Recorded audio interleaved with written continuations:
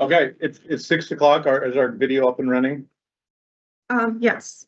All right, we'll call the meeting to order, a joint meeting between Public Works and Finance. We're gonna do a roll call separately by committee first, so we'll do a roll call of Public Works and then we'll turn it over to Finance. So for Public Works, Eric Meadows, District 18. You wanna go around? Laura Belsky, District 4. William Grady, District 1. John Poole, District 20. Thanks, all of us. And Mary, could you do poll for us? Sure. Do roll for us. Were there any youth and governance from Public Works here? Here. Luca Vito? Okay. Just want to make sure we get that. Okay, for finance and administration, Supervisor Geertman, Here. Supervisor Noodle, Here. Supervisor Franco, Here. Supervisor Carroll, Excuse. Supervisor Paula, Here. Supervisor Poole, Here. Supervisor Robinson, Here. Yig member John. Not Yig, here. not here. Yig member Samuel. Yig member Kyle. Not here. Samuel's here. Aaron Carroll is on both committees, and so he's gonna be excused from both, if you wanna mark that. Okay. We'll open it up for citizens' comments. Are there any citizens wishing to speak? Any citizens wishing to speak? Seeing none, citizens' comments are closed. We'll move on to agenda item number 3. The next 3 agenda items are all managed by our Parks Division, so Wyatt Moore is here from the Parks Department, is gonna walk us through these one at a time. So we'll start with the resolution 3, the resolution to approve a contract regarding petrifying springs beer garden operations. Oh, wait, Fox. Oh, I skipped through, I'm sorry. Float the river. Yeah, so number 3, resolution to approve the contract regarding float the river tubing at Fox River Park. Thank you. Got it. So, thank you, Mr. Chairman. We are here to present a resolution to adopt a contract for a river tubing operation at Fox River Park called Float the Fox. Gordon, who is the owner and operator, is actually with us now. He's been operating currently under a special event permit. This is an attempt to legitimize the operation and make them an official public-private partner.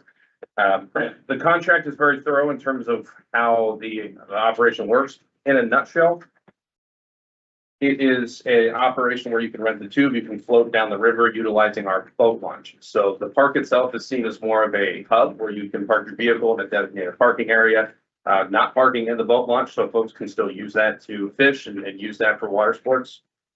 Once they park, Gordon and his operation will shuttle you down to the boat launch and then pick you up when you're done. So it's a fairly simple operation. So far, they've done about 1.5 seasons with us on the special or the part use agreement.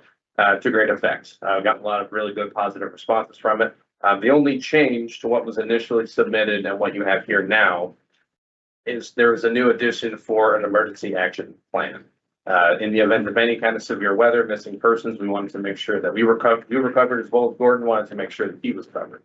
So we have our bare minimum expectations that was reviewed by Corporation Counsel. They agreed that they're sufficient. They've been reviewed by Chief Carr over in Salem. He has also agreed that not only is our requirements acceptable, but Gordon's action plan that he put together is acceptable. So it will be in the contract that he is required to have it printed in a binder on site, and then he has to coach his staff on it every year when they come on board the sea. That's what we got. We're gonna open it up to questions for both committees together, but then we're going to do votes separately. We'll start with voting when we get to that point. Public Works first and then Finance. So for now, are there any questions or comments from committee members? Supervisor Belsky. Thank you. I support adding this recreational opportunity at Fox River Park. I don't think we've heard much of it in the past with regard to how it's doing because it was under a special events permit.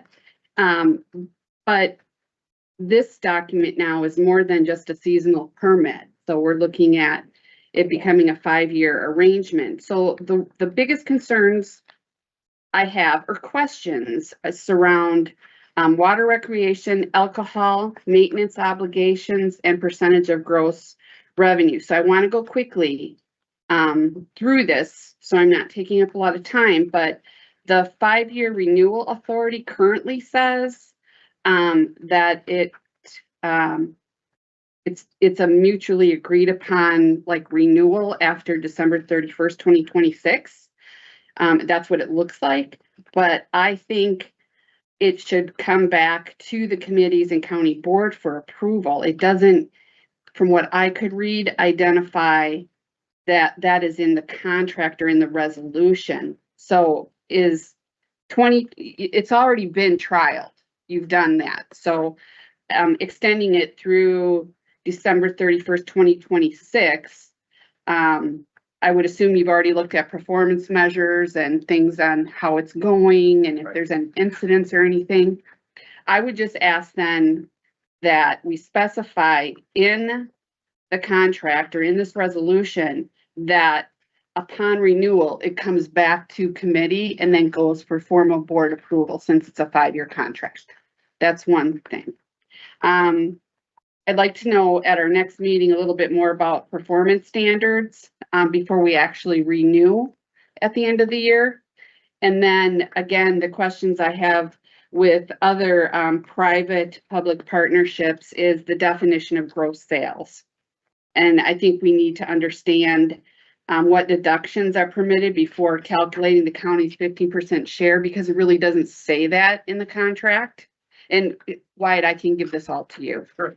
And then again, along with our other public-private, I'd like to see verbiage around annual public financial report so that the committees receive an annual reconciliation and operating report.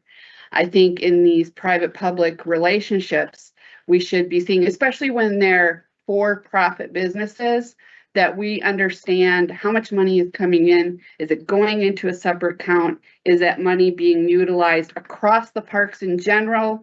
You know, how are we managing that? So that's something else. Audit and records language.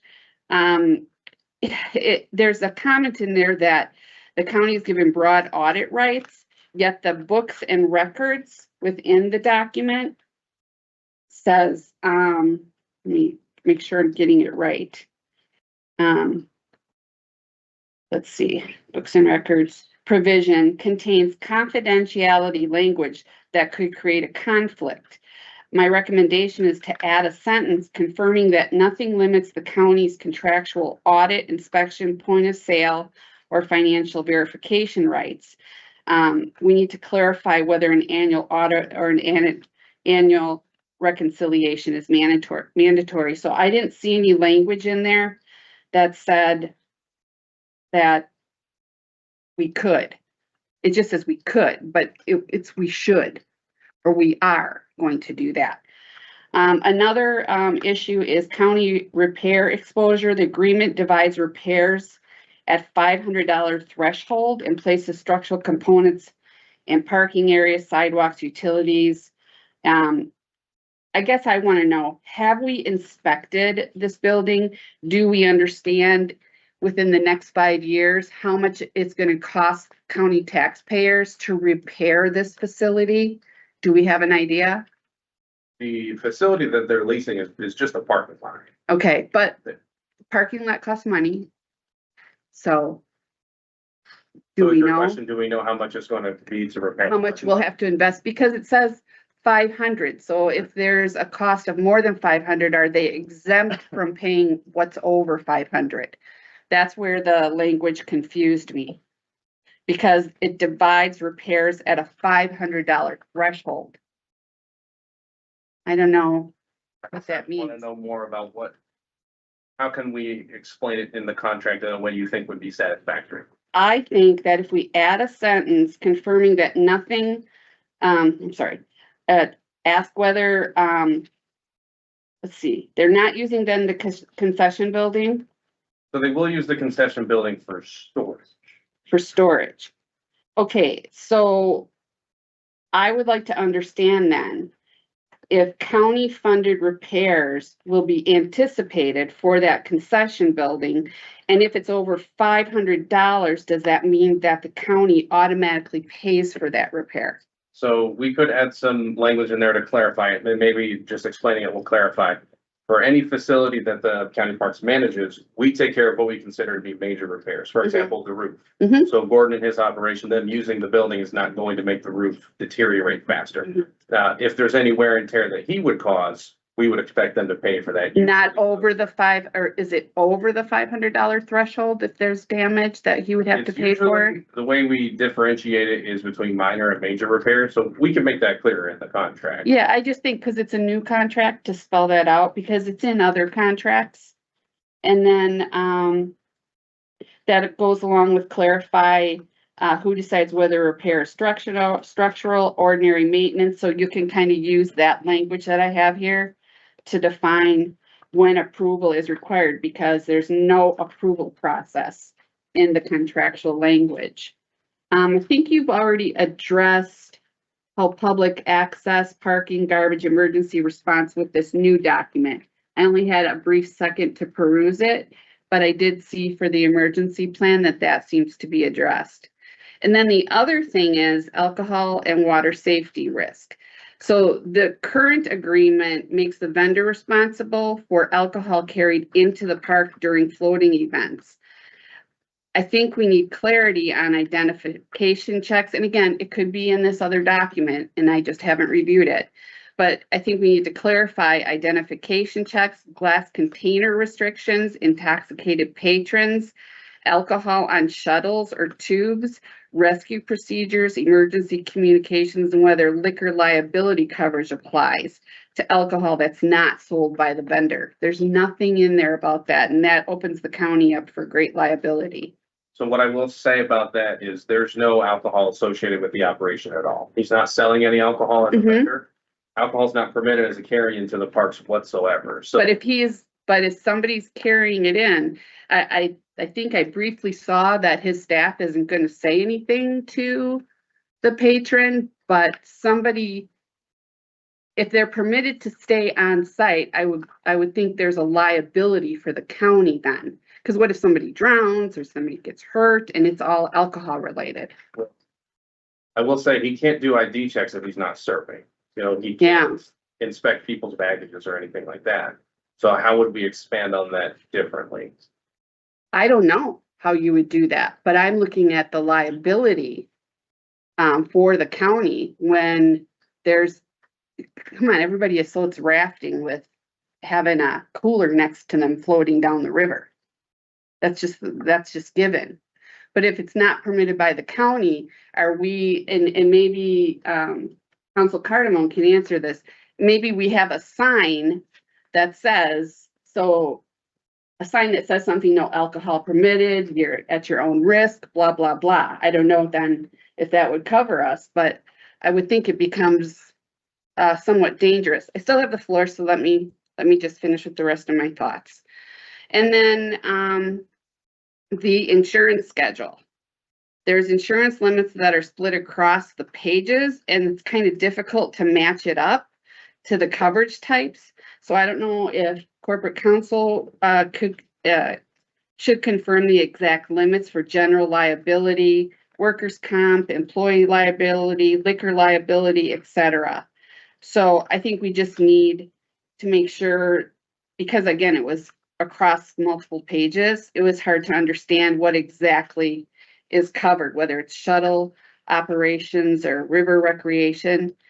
And then there is an RFP drafting error. The term provision appears to say that the vendor will solicit the general public through an RFP after expiration. Shouldn't that say that the county will conduct the RFP, or do we even need the RFP language or take that provision out? So once his contract is up, just like any other contract. Well, are you saying the 5-year contract? Right. Okay, Right, so if this is renewed, because there's the option to renew for 5, this will go back out for a request for proposal. The county will host it. but right now it's on special event, right? At the moment it is, that's what this contract is Uh-huh. supposed to supersede. And to go back to the insurance piece there, that just looks like a formatting issue. Okay, So- because it was hard to follow. No, you're not wrong. So at the top where it says, on that page 9, type of coverage and then minimum limits, they should both be up at the top. Something must have happened either during printing or just saving the file. So that'll be an easy fix. Okay, great. And then, the effective date is blank.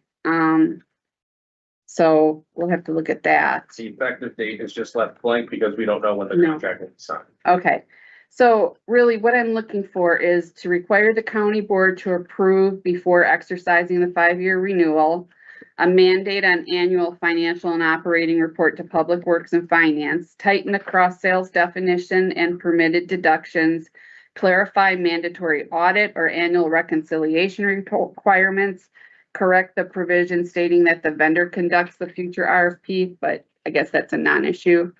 Obtain written insurance and alcohol risk confirmation from Council Cardamone. Document facility condition and projected county repair exposure, just so we have it documented at the start of the contract. Clarify repair classifications, approval procedures, and then confirm, I think you already did confirm public access and parking.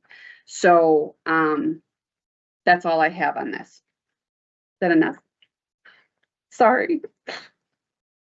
Supervisor, point of information, just on the alcohol consumption, we know that it's not allowed in any county parks except under certain circumstances, like the beer garden, you know, pop up, whatever it could be. So, for example, in Silver Lake Park, do we not have signage that says no alcohol, no We do. carryings and so forth? We do, yep. So for the area that this enterprise is going to operate, do we have existing signage there that says no alcohol? No, there's nothing there at the moment. So that's something easily we could add. And that may be one of these things that at least it would give the committee, give corporation council, general public, you know, heads up that it's a enforceable thing throughout the county park system. This being now maybe a new focal point, maybe that could go some distance to Mhm. maybe not remedy the solution entirely, but at least give us a confidence that we're doing our duty to give notice. Yeah. So I would suggest that. Did you have any other comments, Laura, before No, I? So as a special use entity, Float the Fox has been going on for how long? Just, So far this season and for 1 month at the end of last season. okay, I think. so it's a relatively new enterprise. Yes, yeah. When I had a conversation with you earlier, we're looking at the projected revenue and what was the projected revenue that we would think in a normal business season this might generate? So what we put in because this one being one of the only newer contracts, the budget mod was for 25,000 was what we put in there, if I'm not mistaken. Yeah. And that $25,000 is a gross amount that would be generated through the entire rental season, or that would be the county share, or what does the $25,000 represent?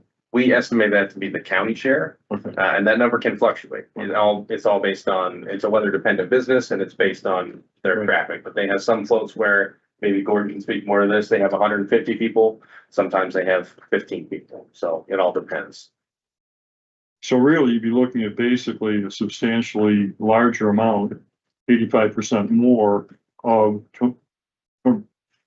25,000 to be the gross. You're looking at a substantial amount of. Right. I mean, gross sales really is everything, and whether that be, and what it says in the contract, in fact, anything, any of our contracts that are not a nonprofit, so a for-profit business, it has it as, and I will,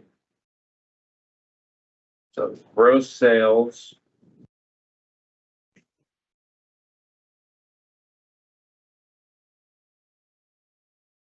Total, all receipts derived from food, beverages, merchandise, memberships, third-party sales. So gross sales really is everything. The only thing that is not counted into gross sales, sales tax discounts or non-payments. For example, somebody swipes a credit card and that gets challenged, and that's a bad payment, or a discount that was essentially money never actually taken in.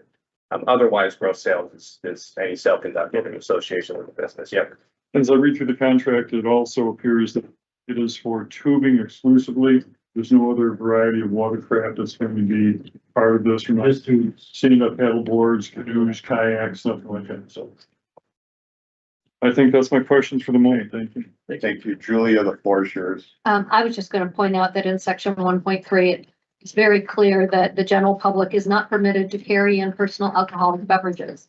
And so that's already in there. And so, you know, whether we want to do signage or whether he has a a line in his contract, because I'm sure people are signing contracts saying that, you know, waiving liability and this, that, and the other, you know, whether he wants to have some line in there about alcohol, you know, it does clearly say that it is the responsibility of your organization to monitor and make sure that people aren't, you know, bringing things along with them. So, I mean, that is your responsibility according to the contract, but, you know, we have signage, we can improve our signage if that makes people comfortable, but we also, you know, we do have it in here that people are not allowed to bring intoxicants onto the tubes. If I could, it says also though that they can't. Floor is Julia. That's- yeah. Okay. Can recommend floor. Laura, go ahead. I believe it said in there that his staff will not approach the, customers. It said that they were going to, if I may. Yeah. Yeah. It said that they were going to, if they were required to enforce, any intoxicated appearing person, it was their responsibility to say, you cannot. But then it said they would not, their staff would not approach the person. If I read that incorrectly, then that's my mistake, but I thought that's what I read.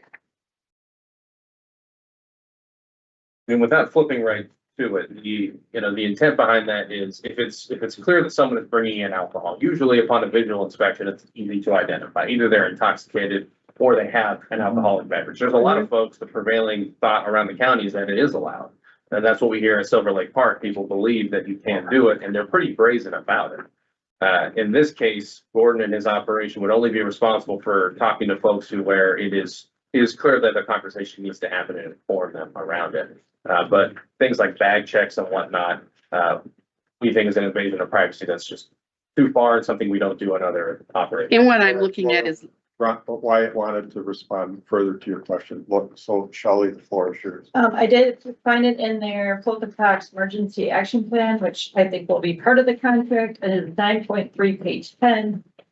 Staff do not physically confront guests if a guest has become threatening or refuses to leave because bullet point 1 is visibly intoxicated guests are denied launch. Then the staff withdraw and call dispatch, okay, which is kind of Parks our way to do it too. Mhm. We don't push. If they threaten, we call dispatch. Right. So they do handle that on the patient. I was just looking from a county liability standpoint, that's all. Thank you. John, floor. I don't believe the county is liable if somebody is bringing alcohol in a prohibited area. The responsibility is on them. The county assumes no liability. That's all I have. Any other comments, questions? Seeing, oh, yes, thank you. I noticed in, the part of the cabaret, compliance local ordinance, it says the village of Summers, and that should be village of State Points, I believe. So catch. And then I was also just curious, a lot of it talks about requesting approval from the county. Some of those clauses explicitly state, your approval as director of parks. Other is just more ambiguous and just says Kenosha County. Is that just assumed to be you and your basin? Usually, so the way that it's written in such a way to where there's some instances where I can give approval or my designee can give approval. So we have our West End superintendent, his name is Jordan. I can give him the designated power to make certain decisions, but there are some that I will concede, I don't want to make that decision, or I think that another committee should make that decision. So if it says the county, it either means myself, Shelley, or the next committee, being Public Works. So to me, when we put in the county, that is a decision usually above my head. Okay, if that makes sense. And then I just noticed there's some contradiction. I think Supervisor Belsky mentioned this as well, but it allowed for the county to access records and documents from Polka Fox for a broad range of reasons for auditing and ensuring the 15% commission is accurate.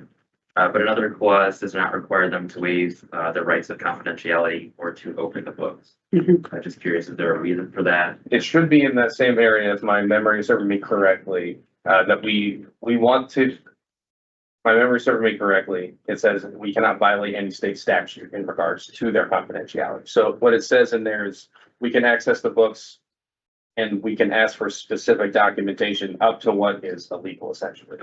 And I hope that explains that a little bit. Okay, other comments, questions? Seeing none, I'll entertain a motion from the Public Works Committee first. So moved. Second. Moved and second, moved by Supervisor Grady, seconded by Supervisor Poole. Discussion, Laura? Well, I would like to see this updated before we move it to approval, because I think there's some clarification in some areas that need like the 5-year renewal authority, that it comes back to the board. That we also look at the audit language so that it's clearer. The county repair exposure, have that documented in there. And then cleaning up the insurance schedule, so it's clear on what types of limits for the general liability, et cetera. And you know, I would have made a motion to amend the resolution and attached a vendor permit agreement, because I think that the emergency action plan also needs to be included in this contract. So I would not approve it as it stands today, but I do support it. I just think that the language needs to be cleaned up before we formally approve it. Okay, we have a motion to approve it as written. Do we need to vote on that first? Yeah. Yeah. Any other discussion on the motion as is?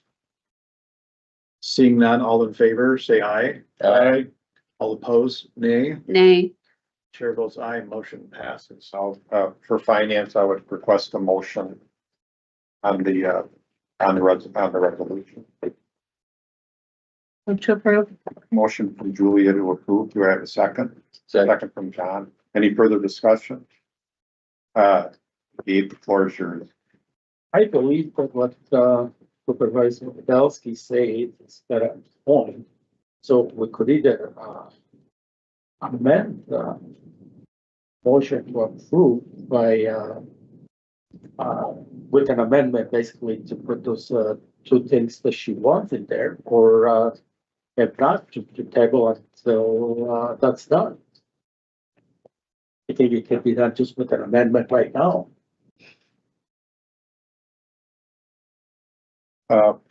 Gabe, are you done? Yeah, but yeah. John, the floor is yours. Is this particular resolution time sensitive in Yeah. any way? Yeah. Needs to be done soon. The summer's almost done. Can this be done in time? I mean. Part with the of the reason we're revising- having this joint meeting is this was precisely one of the because of that items, point. this was one of the items that we wanted to get docketed so we could get this, and then we also get additional revenue that we normally don't get. So, Okay. John, did you have more? No, I'm good. Okay, thank you. Gabe, the floor is yours. I believe you mentioned it's time sensitive. Yes. Where did this come out? If it was time sensitive, why didn't we do it last month, the month before? Because the season starts, like you said, I agree, it's the middle of July now. Why didn't we do this in May or the 1st of June? Why we always wait till the last minute and then we gotta make decisions? That's the question. Ask a question to the chair of administration. That's the question that I'm So asking. the supervisor from the 12th is asking a question through the chair to Wyatt. Or whoever built that out. We'll toss it to Wyatt. Well, that's fine. So this had to go through a request for proposal process, which we have only been doing very recently as a common practice. And it's proven to be quite lengthy. So prior to, we could have written the contract and had it signed, and these contracts have been ready to go since, I would say, late winter, early spring. But we have to release it to the public. We have to give them adequate time to respond. There were multiple responses. We had to score them as a committee and award it to the highest point scorer.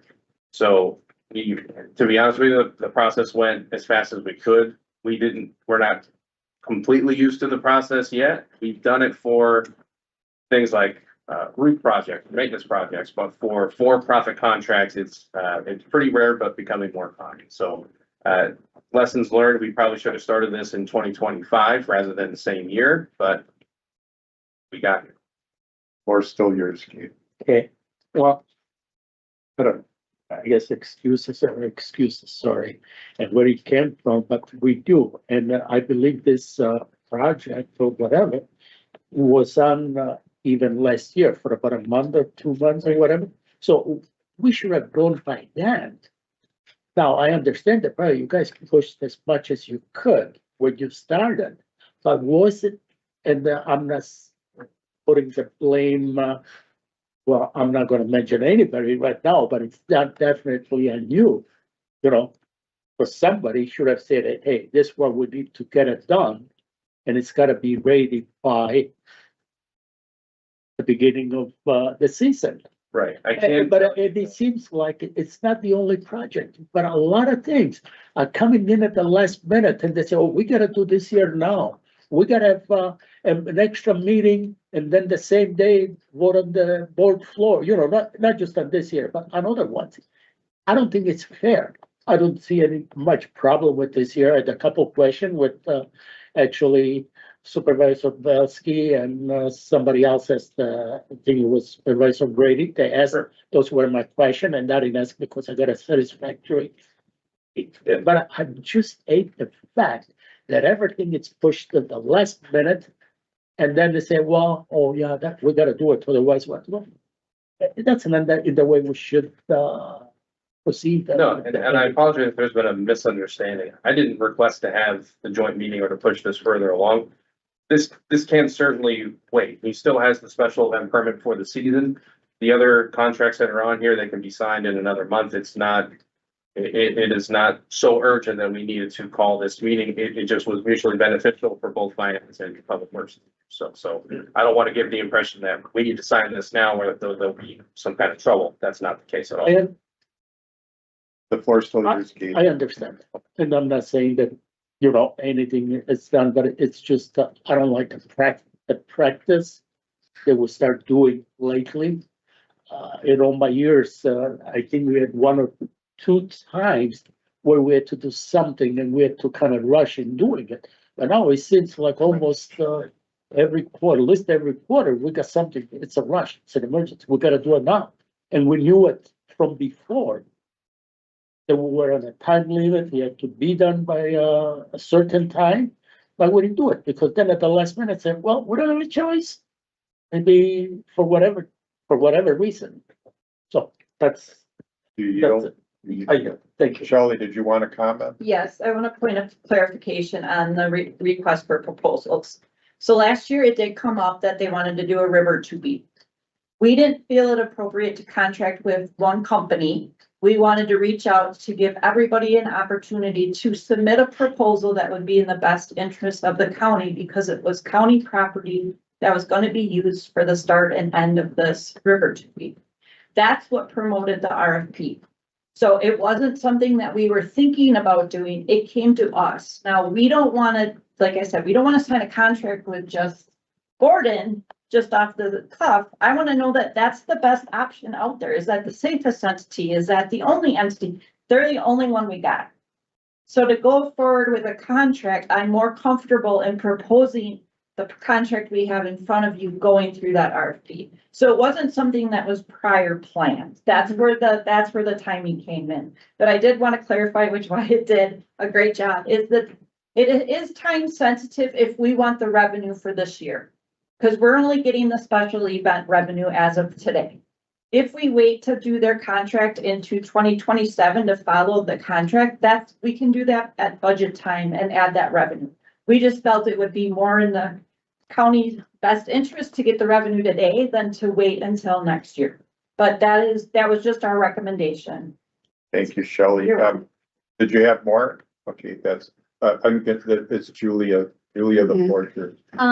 Just a question. I mean, for the items that Supervisor Belsky has suggested, obviously they're not completely scripters adjustments, but they are clarifications of what is already there. So through the chair to Corp Counsel, from what you have understood about the wording and the clarification change, is this something that you would be comfortable adjusting a word slightly, because that would that is in the interest of clarification. I mean, the thing about the insurance and the adjustment of how things got printed off, and, you know, obviously that is just, that can be done easily.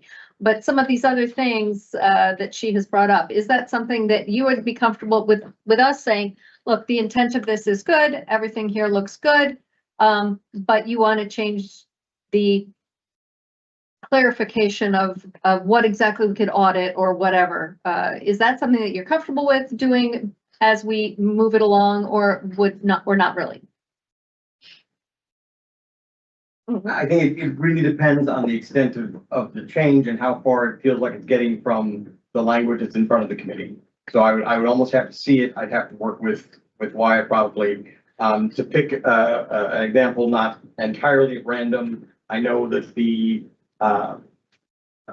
IT's AI guidance policy just went before the board, last week. There were 4 or 5 things that really did seem like they were Scrivener's errors. They're changing an and to an or and changing a this to a, you know, I mean, they really were. And even then, I mean, the board as a whole had to accept them. You know, the process was to see, was there unanimous consent that these were in fact Scrivener's errors that could be changed? Otherwise, we could have gone through them instance by instance, with amendments. So I mean, it's hard for me to say definitively without knowing for sure what that language is going to look like. Thank you. You have more, Julia? Nope, it's good. Well, I'm sorry, Laura was that last one I saw with her hand up, so. Well, John, you'll be next. The thing that I really would like to see is the 5-year renewal authority through the chair to Council Cardamone, because right now it appears that the agreement is made by Public Works. It would be the 5-year contract would be approved by Public Works. It doesn't state that it needs to come back to committee or to the county board for approval for a 5-year contract, or is that just a given? I don't have this one in front of me. I apologize, but I don't know what the language. The way it's written is it's 1 year with the option to renew. It's not specified Right. who it would have to go through. And I guess I could ask, because I haven't been for things like the beer garden or boundless one, because they were written as an option to renew. Did those go to committee prior to me coming on in 2024? Did Matt bring those back to committee during the option to renew? And if that's the precedent that's set, then I would just continue doing that. Yeah. But if we want to put that in there specifically, we can. I assure you that I won't sneak a contract underneath your noses. No, and that's why I Put it said in just there. some clarification. And then there's the audit and records language, because it is a little conflicting. Sorry. Sure, Shelley wants to get clarification to the answer while Laura still has the floor, so let's just clarify. Yeah. My clarification on the option to renew is, my understanding is always on the department with the option to renew for the contract specification term. So if we're allowed a 5-year extension, it's on the department to decide whether that extension should be added or not. If it's got a renewal option, is my understanding. That's So, correct. That's, It doesn't say that in there, though. right, but that's how it's worded, that it's approved by you with the renewal of the 5 years. So if the department feels that they're positively working forward to their option, we're gonna extend that 5 years. If they're being a great partner, positive partner, and we don't have any issues with them. If there's issues and we want to change the contract, we would bring that back as an amendment. Is my And it's understanding. because there's this, that's why it only went through December 31st. So we wanted just Yeah. a year. So through 26, we want to make sure that under this contract, it's going to be a successful partnership. Mhm. If it's successful partnership, we're going to automatically sign for the 5-year renewal. Based upon our So, approval. based on the approval of this wording. I just want to make sure that's my understanding. No, I think the language of both the agreement and the resolution are in accordance with that. I mean, I think that's how I would read it. Okay. but Laura, John, the floor is yours. Thank you. Well, as has been stated earlier, you know, the summer's almost over, and I don't really see any major problems with this, you know, it's some little minor formatting and stuff, right? So I will be voting to approve. Thank you, John. Any more comments from, finance committees. Luke, the floor is yours. Thank you, Mr. Chairman. I was just saying, just looking at the emergency plan tonight real quickly, I think it looks pretty good. I don't know how much of it you had before, a few weeks ago, how much you added to it since then, but, I think it looks pretty good. I don't think it needs to be in the contract. I don't know if anybody else was thinking that. I think Laura mentioned that, but, I don't think it needs to be. You know, to that point, I will say there is a clause in the contract that states that he has to keep that on hand and train it to his staff. So Yeah. even though that itself is not added as an attachment to the contract, it is referenced and it is he's responsible for keeping it on hand. Right. That's all. Thank you. Thanks, Luke. Gabe, did you want the floor still? Just one question to Corporation Council. If you need to add those, couple things in there, could you have something ready for the board meeting on Tuesday? I would think potentially, yeah. Or, yeah, even on Tuesday that you could stand or whatever, I mean, similar to the way we did the AI. stuff like that. Right. So in that way, I will feel comfortable, in other words, because, we know it's going in there, so in that way, we'll have it when it comes to the board floor. And maybe we can make a motion or somebody can make a motion Or, to add it, or I we think could it's just what do we're it the way talking we about. did the AI, so we do it. through, yes. The process we use for the AI.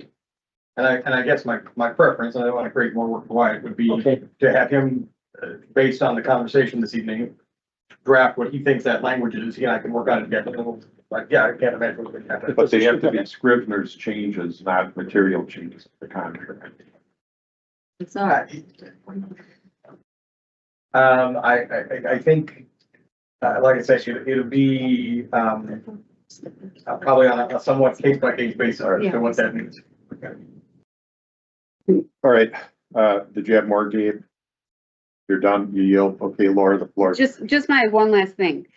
I'm being very, very thorough because it involves water and it involves alcohol.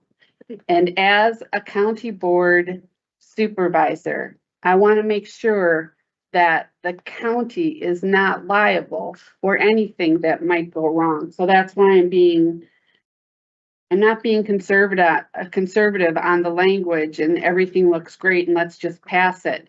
I agree with Gabe that everything shouldn't be a rush, especially when we're talking about contracts. I understand that, you know, the county wants to make $25,000. Yeah, it could cost us more than that in a lawsuit from somebody. So I think when we're dealing with contracts, we have to be very thorough and exact in our wording and understand the meaning. And I think we all have that responsibility. So Wyatt, I'm so glad that you didn't say that this is a rush to get done, because these kinds of things can impact human lives. It's not just, hey, this is a great thing, let's get it through and let's have the county make some money. Let's be thorough on this stuff. This is all new to us, public and private relationships with for-profit businesses in our parks. It's new. So I think we should be thorough. And now I'll be done. Anyone else from Finance Committee or anyone else, any more comment? John, floor is yours. Yeah, well, Boundless Adventures was a, first time thing for us, and I think that's worked out great in the past, so I applaud Parks for bringing this forward. Thank you, John. All right, no more comment. I will call for a vote. All those in favor of approving the resolution signify by saying aye. Aye. Opposed, same sign. I'll say no with, Well, this is just finance, it's just finance. I'll say no, which as long as I see this little changes that we asked for, I will probably change my. Chair votes aye, motion carries. So we can distribute the resolution. Good to move on to item number 4. Yeah, Facilities resolution to approve a contract regarding petrifying garden operations. All right. To you. Thank you, Mr. Chairman. So resolution for the Petrifying Springs Beer Garden. This is the new contract that is being offered to the current vendor at the Petrifying Springs Beer Garden. at Petrifying Springs Park. This is not the same contract. There has been some changes here. The aforementioned audit language is the same as it is in the Tulsa Fox contract as it is here. There's been some other minor changes throughout, really just strengthening the contract in certain areas, covering up some pain points we've had over the years. And going forward, what's being offered here is a 10-year contract with another RFP. I'm expecting at the end of that 10-year contract. That was done, and a lot of these RFPs, and I'll talk a little bit about that process in a moment, to make it more beneficial for folks who are coming in and proposing major vendor improvements. So the Petrifying Springs Beer Garden is one of them. Balance Adventures is another example who also have a 10-year contract. It's hard sometimes for a private business to want to invest substantially into capital improvements when there's no guarantee of them getting a return on that investment. So on top of some of the vendor improvements they want to make, or we would expect any vendor to make, 10-year contracts seem to be fit. This also went through a request for proposal process, which it did not initially, when there was different leadership here at the county, both at the county executive level and the parks director level. That was a contract that was just signed. This went through the request for proposal process. I will tell you that this was the only applicant, but they did have a strong application, a strong proposal. They answered all parts of everything we were looking for, and they're keeping their revenue share at 15%, which covers their rent. They do pay utilities as well going forward. That's what we got. 15, yes. Okay, it says 20. This is the same two guys that we've had, right? I recognize those names. Oh, there's 15 there. Interesting. Yes, it's the Raven, same. Bartels, Yep, that guys. Like Raven, Tony Different. Yep. Okay, I'll kick off some questions here. When I first saw that it was a 10-year contract, that concerned me a little bit. I know there's been some questions about the length of that, but you mentioned that due to them wanting to invest a lot of resources into the property to get they need a longer than a 5-year contract. What kind of future investments are they considering during the next 10 years? During the next 10 years, the only recent one that they put in their RFP proposal is to add some bocce ball courts to it. Other than that, they did not propose. In fact, I met with them just a couple days ago, anything specific. That's the best answer. Okay. Yeah. From everything that I've gathered from the community, they love the beer garden a lot. And as far as I can tell, they've done a great job of keeping the property neat and orderly. So I think I'm okay with this. What other, I'll open it up to anybody else who has questions or concerns. Laura. First of all, thank you very much. The revised agreement comes in considerably stronger, and I really appreciate all your work that you put into it. I just still have just a couple things that it's commentary, and one is a potential change or clarification. But again, I'd like to see annual reports, and it doesn't need to be in the resolution or contract. I just would like an agreement that we will see an annual report to committees on our for-profit businesses at our parks. And then I think it might be a good idea, and this is up to Barna and Patty, that if we have a section below the Parks Department for these particular businesses, so that we can see a line item instead of it all just going into the general parks fund, that we could see a line item of what they're bringing in, and we can see it on a quarterly basis then. The other thing is there was an error, Wyatt, on 1.2, the league provision. It says 20% and it should be 15. Yeah, that was. Did you what catch happened. that? Yeah, Okay. that's a mistake. And then I'm fine with the gross sales now and everything. The audit language you clarified, but I still have an issue about third-party vendor insurance. So I want to take the example of the movie in the park, and then the beer garden hires food trucks because it's a joint effort.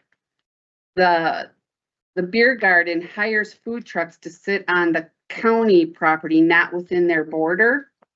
And so I want to be clear that should a parks use agreement be filled out for that instance, saying that they're expanding the boundary and that they are responsible for the vendors, and then the vendors would have liability insurance under the beer garden.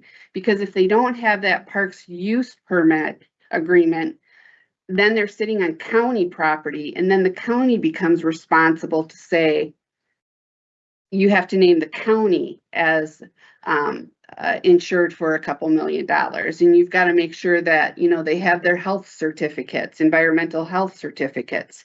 So I just want that clarification if they understand that piece. Go, Shelley.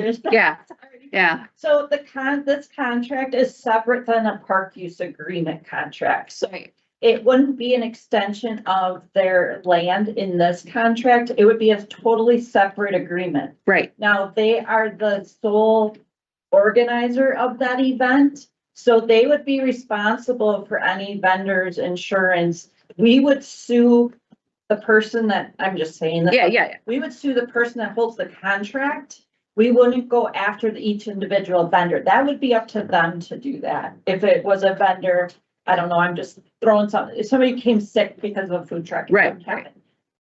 We would go after the general person that holds the permit, and correct me wrong, that's my understanding. And then they would have to go after their insurance. Now, if they didn't get the insurance from they're still responsible because we have the signed contract for the organ. But in the case of the picnic in the park, they didn't have a parks use agreement, the beer garden. No, you're not wrong. No, so Picnic in the Park is an event that we host and organize, and them being a nearby partner or a partner that is essentially helping us organize this event, we don't have them fill out that permit. And at that point, we have anyone who is either performing with us, acting as a vendor to supply us their certificate of insurance. So in a sense, we're always shuffling it around to where we are not liable, the county is not liable. But that's what I was, Individual food truck basis is what I'm saying. but that's what I was asking. Did the food trucks have a certificate of liability insurance for the county? Yes, and I just walked the beer garden through that 2 days ago. Okay. Yesterday. And I even sent it to them. I have it in writing in an email that they have to request that going. And they have to make sure that they have the license from environmental health too, because a lot of them don't. Right, and they did ask the question, you know, well, what if they can't produce a certificate of insurance in time, or they don't have the food safety license? Well, we don't want them in the park anyway, Right, if they okay. can't be insured. So really, that was the only thing that I wanted clarification on, because, you know, somebody could get sued. And I really want to thank you for taking my document. I know I had a lot of questions in there, and I appreciate you getting back to me so soon. And I look forward to supporting this. I would prefer a 5-year agreement since they haven't outlined anything beyond putting in a bocce ball court. I don't think it warrants a 10-year application or a 10-year contract personally. I think 5 is sufficient, especially because they are a for-profit working out of a concession stand. So there's not much for them to maintain there. So I would opt for the 5-year, but I'm good. So thank you. Yes, go ahead. Just to follow up on some of the beer garden revenue items, approximately over the past several years, what is the share that's been returned to the county per year approximately? Per year. I'd have to lean on Chris for per year. I can tell you that this year, since they've, the advent of them using credit cards or taking credit card payments, we've seen a substantial increase. Do you have a rough ballpark? 70 grand a year. Yeah. So it represents 15% of their gross sales. Correct. Okay. And the credit card, is that done exclusively credit card, or they still take cash as well? They still take cash. Okay, so you can do either. Right. So the question is, in terms of audit, we have the right to audit their books, take a look and see how they're doing. At any moment. Right. Yeah. Now, is that a common practice that we do audit them, or is that just something that would be an exceptional situation because we would want to delve into it? At the moment, it would be an exceptional situation for whichever reason, although we do get monthly reports from all of our public-private partners. So they don't just send a check, they send a report from their POS terminal that's exported so that we can see what they are. So it can't be manipulated. So basically, it is a voluntary type situation. We have a fair amount of confidence that they're on a level and that they're paying their fair share. Is that my understanding? More or less, I mean, they are giving us an export directly from the POS terminal and not something that they can edit. So from that point, if they did find a way to manipulate that, then yeah, there is a fair amount of trust considering that potential. But otherwise, again, we have, we laid out very clearly, and I worked with the finance department on putting the audit language together to put what is acceptable and when can we audit. And I've talked with all the vendors and they understand it too. They find it to be fair.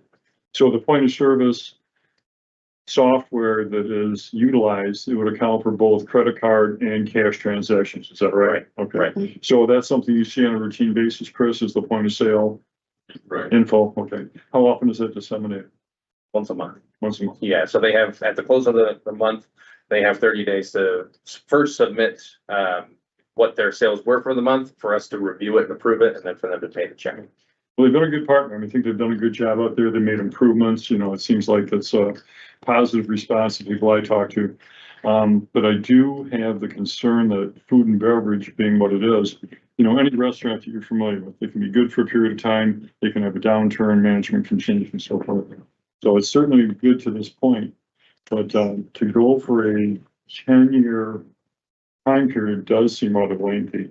I think it'd be far more comfortable with a 5-year agreement. And after 5 years of doing well, renew it again. So at this point, I would make a motion to modify or amend the resolution from a 10-year agreement to a 5-year agreement. If I can get a second. Second, Speak on it. All right. Moved by Supervisor Grady, seconded by Supervisor Belsky. Is there any other discussion on the amendment of decreasing from 10 years to 5 years? That would be my request, yeah. Yes. Well, as the Parks Department stated, you know, with the improvements they have to make there, that it probably is gonna take them 10 years to recover some of this, so I will not be supporting that.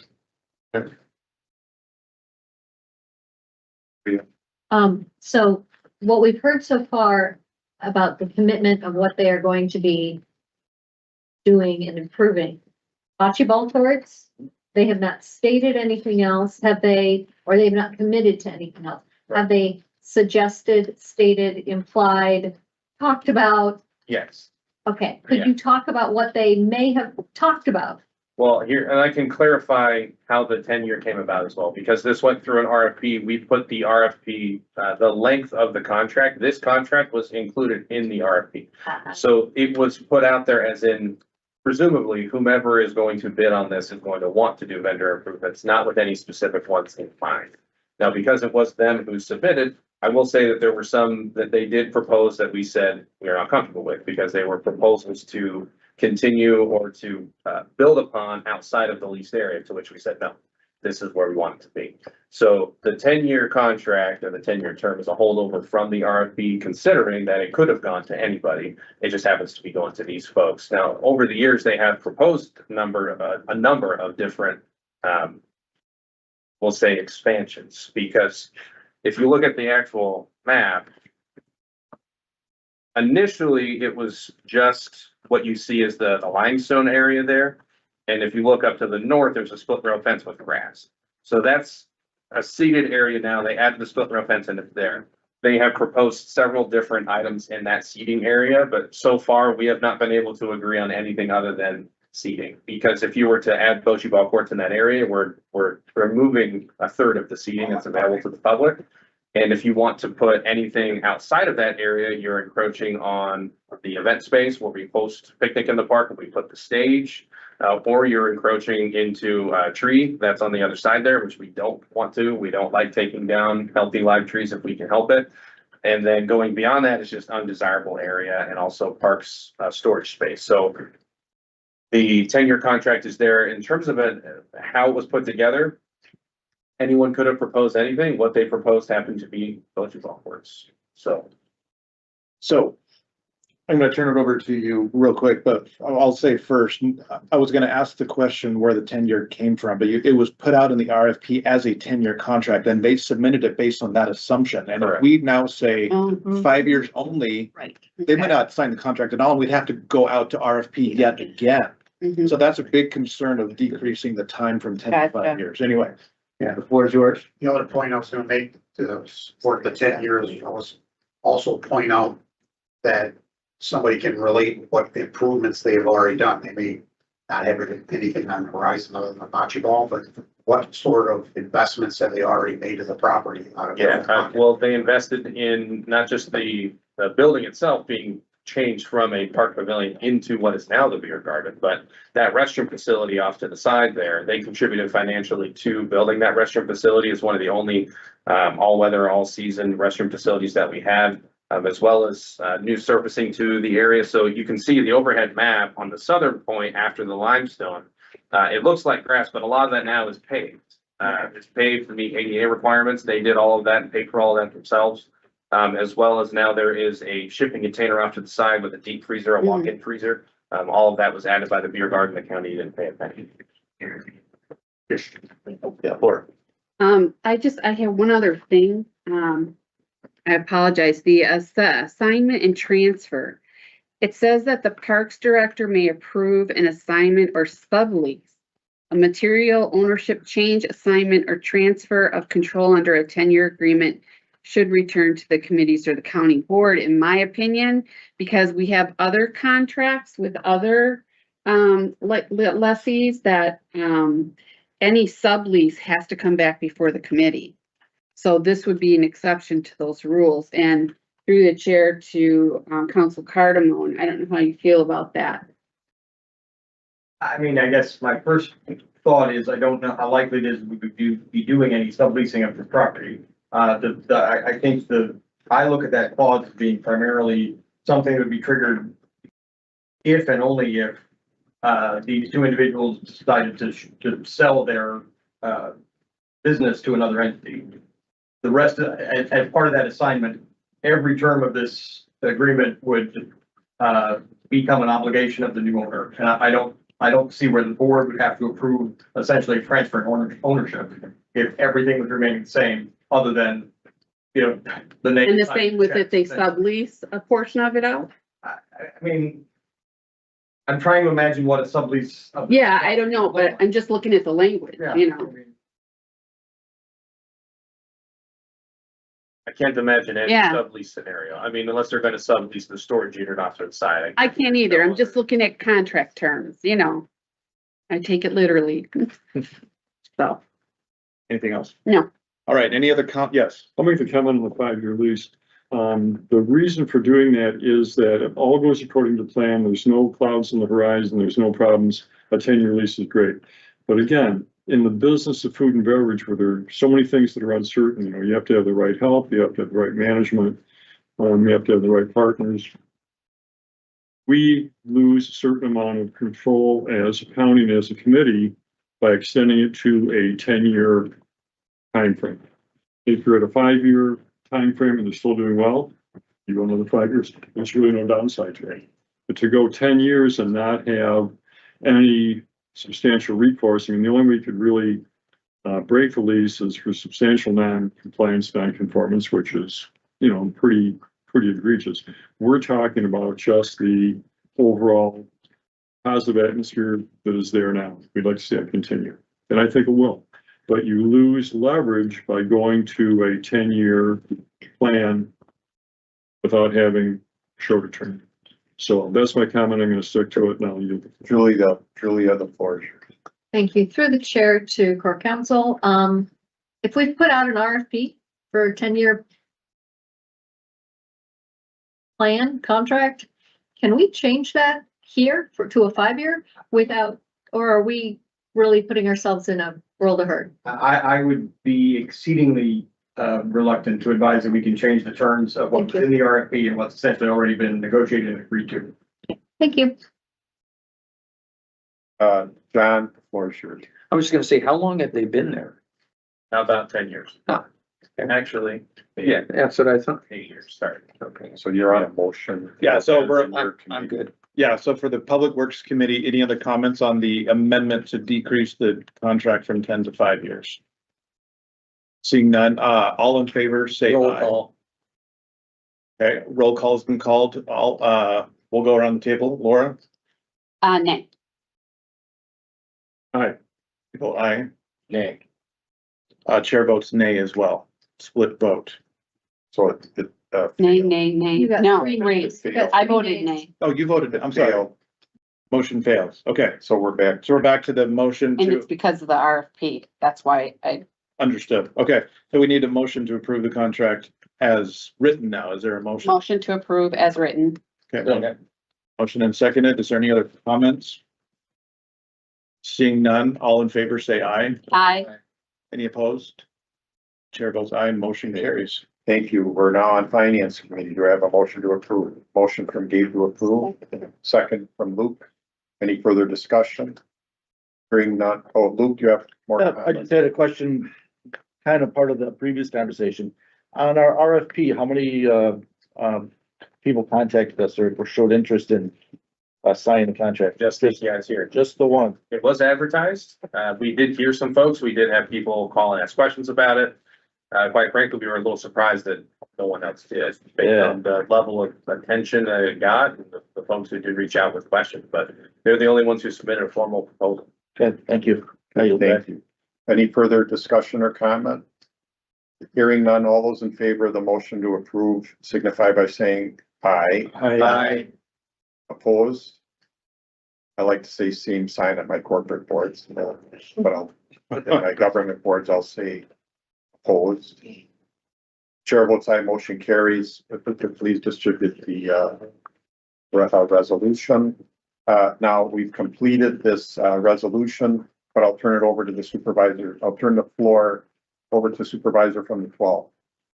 Before we do that. Oh, we didn't do youth and governance. Both sides. We didn't do youth and governance. That's my mistake. We can, so I'll do a vote for the amendment, to decrease the, contract from 10 to 5 years. How do you guys vote? Nay. All right, so moving on to the actual resolution to approve the contract as written. Yea or nay? You both, okay, and youth and governance also, but aye. Thank you for that reminder. Thank you, That was my supervisor. mistake. Okay, moving on to item number 5, Public Works Facilities Resolution to approve a contract regarding Pringle Nature Center operations.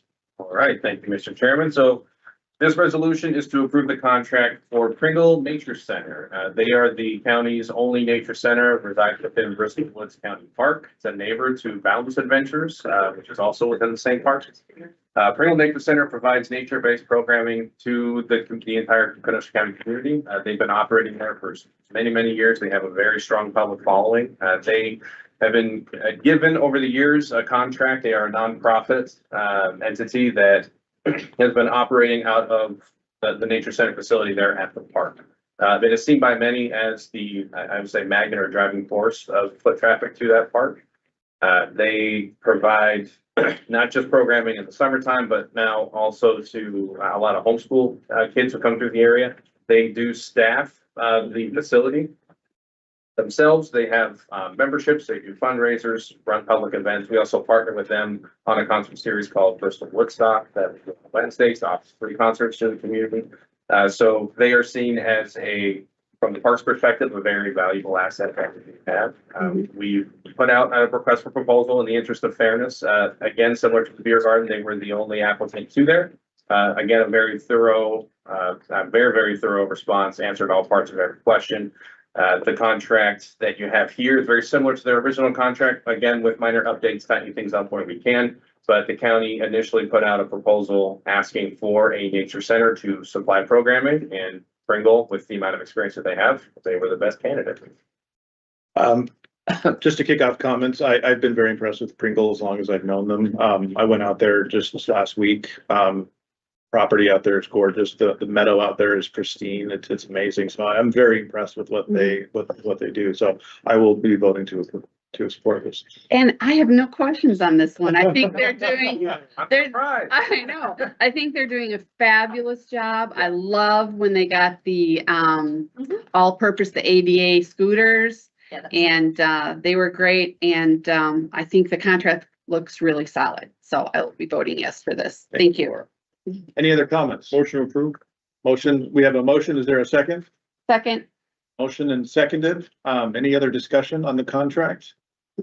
Seeing none, I'm not gonna forget you guys. How does, youth and governance vote? All in favor, say aye. Oh, yeah, you're on finance. All right, so for the committee, all in favor, say aye. aye. Any opposed? Chair votes aye, motion carries.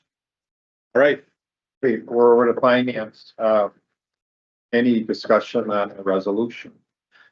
Do I have a motion? motion to approve. So I have a Second. motion from Luke, a second from Laura, Julia to, approve. I want to give Gabe a minute to come back, okay? So will the committee indulge me? I can answer the question. Okay, so Luke, the floor is yours. Thank you, Luke. Thank Just you. Just to clear, you mentioned Boundless Adventures in your kind of opening remarks, that they're not included in this. You just, what you Not said a was, contract, no. yeah, right. Yeah. You just said they kind of work with them and they're kind of in the same space together. Yeah, they're both within the same park. Yeah. We call them neighbors because you can, I mean, you throw a rock, you'll hit the other. Oh, for sure. Yeah, they're right Yeah, there. yeah. So they do partner together on a few initiatives.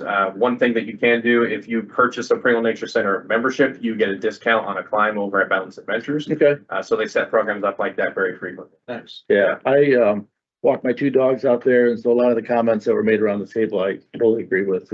Yeah. It's great out there. Oh, thank you. And to give Pringle Nature Center even more credit, I don't know if you can tell I'm a fan. The prairie that's there, they maintain that themselves. So they not only restore the prairie, but every year they involve the kids in doing overseeding. So they get these seed pods and they put it in a big slingshot and let them shoot it over the prairie. But the chairman of the board, Nick Spittlemeister, he works for the Lake County Forest Preserve, and he is certified and does prescribed burns out there and involves the Pringle Nature Center folks to educate them on fire science and how that works too. I love their turtles. I yield back. Turtle Pond is very, Luke yields, Eric, did you have a comment? Just to comment, my last name is Meadows, so I really like the meadows out there. I'm biased, so I just want to throw that out there. I yield. Okay, thank you. So we have a motion to approve on the floor. Any other discussion or question from anyone? Mhm. All in favor of the motion signify by saying aye in finance committee. Oops, sorry. Everyone in finance committee voted aye. Sam? Aye. Say, youth and governance votes aye. Before we get to the final vote from, or I'll say opposed, same sign. I'll use my corporate hat. So no opposition. Before we get to the vote from the chair and complete this item, and before you finish, Wyatt, I want to say thank you so much for your hard work on this. You alluded to this during your comments and reports. You're moving to a best practice where you're doing an RFP. You built in language that brings accountability where we can audit, look at the books and make sure that they're meeting whatever percentage is there. It's based on a solid, fiscal, nomenclature that talks about gross sales and then defines that. So you really did a good job and thank you so much for that. And the whole team and Shelley and everybody, thank you for moving us a step further towards excellence and good fiscal practice. And with that, chair votes aye and the motion carries. Thank you very much. Okay, I can distribute the resolution and we've got, one more item for, two more items for this. Yeah, so moving on to item, Wyatt, thank you very much. thank you. Thank you. All right, moving on to item number 6, from Corporation Might want to Counsel. break it down or something. All right, item number 6 from Corporation Counsel, resolution to purchase a property at 11308 Burlington Road. Thank you, Mr. Chairman, the supervisors. Good evening. First of all, I just want to make a clarification. I sent out a communication, I think about 2 weeks ago to the board, with information on this. I included what I referred to as an appraisal. I've since been advised that may not strictly speaking, be correct. It may not technically be an appraisal. I perhaps should have referred to it as a comparable market study or comparable market analysis. I wanted to correct that error before we move forward. Nearly everybody around the table was here a year ago when we were purchasing a property directly adjacent or next door to this one. We were doing that under some degree of duress because we had court orders in place that we had to find a suitable property for housing certain sex offenders who had been granted supervised release by the county. At that time, there was some very limited conversation about the fact that there was one other residential property next door. There were some questions about what that meant for the neighbors, what that meant for the future of the property, et cetera. Late last year, we entered into some very, very preliminary conversations with the owner of that property, and that process has played out over several months. And we have reached an agreement, which is before the two committees this evening, to acquire that property. It's for the purchase price of $425,000, which was the same price we paid for the house a year ago. It sits on approximately a third of an acre. The property we purchased a year ago sits on approximately 2/3 of an acre. So really, from the county standpoint, I think the two main reasons for acquiring this property when we have this opportunity to do so is, number one, it really allows us to sort of control our own destiny in regards to the property that we already own. We then have the opportunity to control whatever is going on next door. I think it is ultimately probably in the best interest of everybody to not have another house next door to the house that we are using for this mandated purpose, and being able to clear that out. But also from a long range standpoint, this is an island of two residential properties in what is otherwise a sea of business and commercial uses and interests. I think that ultimately the property that we have becomes more valuable and more marketable in the future if we have the two. We would assume that ultimately, when we get out of the business of having to house individuals, could combine the two parcels into one acre parcel and then have a property that we would presumably be able to, based on its location and based on its surroundings, sell to a commercial or a business interest. That essentially is the argument. It completes the piece that we have. It squares off what we currently own and provides, if you will, a buffer around it. And again, I think it's an investment ultimately in the future. So that's essentially my comments, and I'm certainly happy to answer any questions. I imagine there's going to be a few from that end of the table. So. Oh, I saw John have his hand up first. So he should have I should have let you recognize that. I'll ask the first question. On the surface, it makes a lot of sense, but my one question is, what guarantee is there in the future that we're not going to have to place people like we're doing right now? And thank you. That's an excellent question. There aren't any. I mean, I'll be very frank, and I think I said this a year ago as well.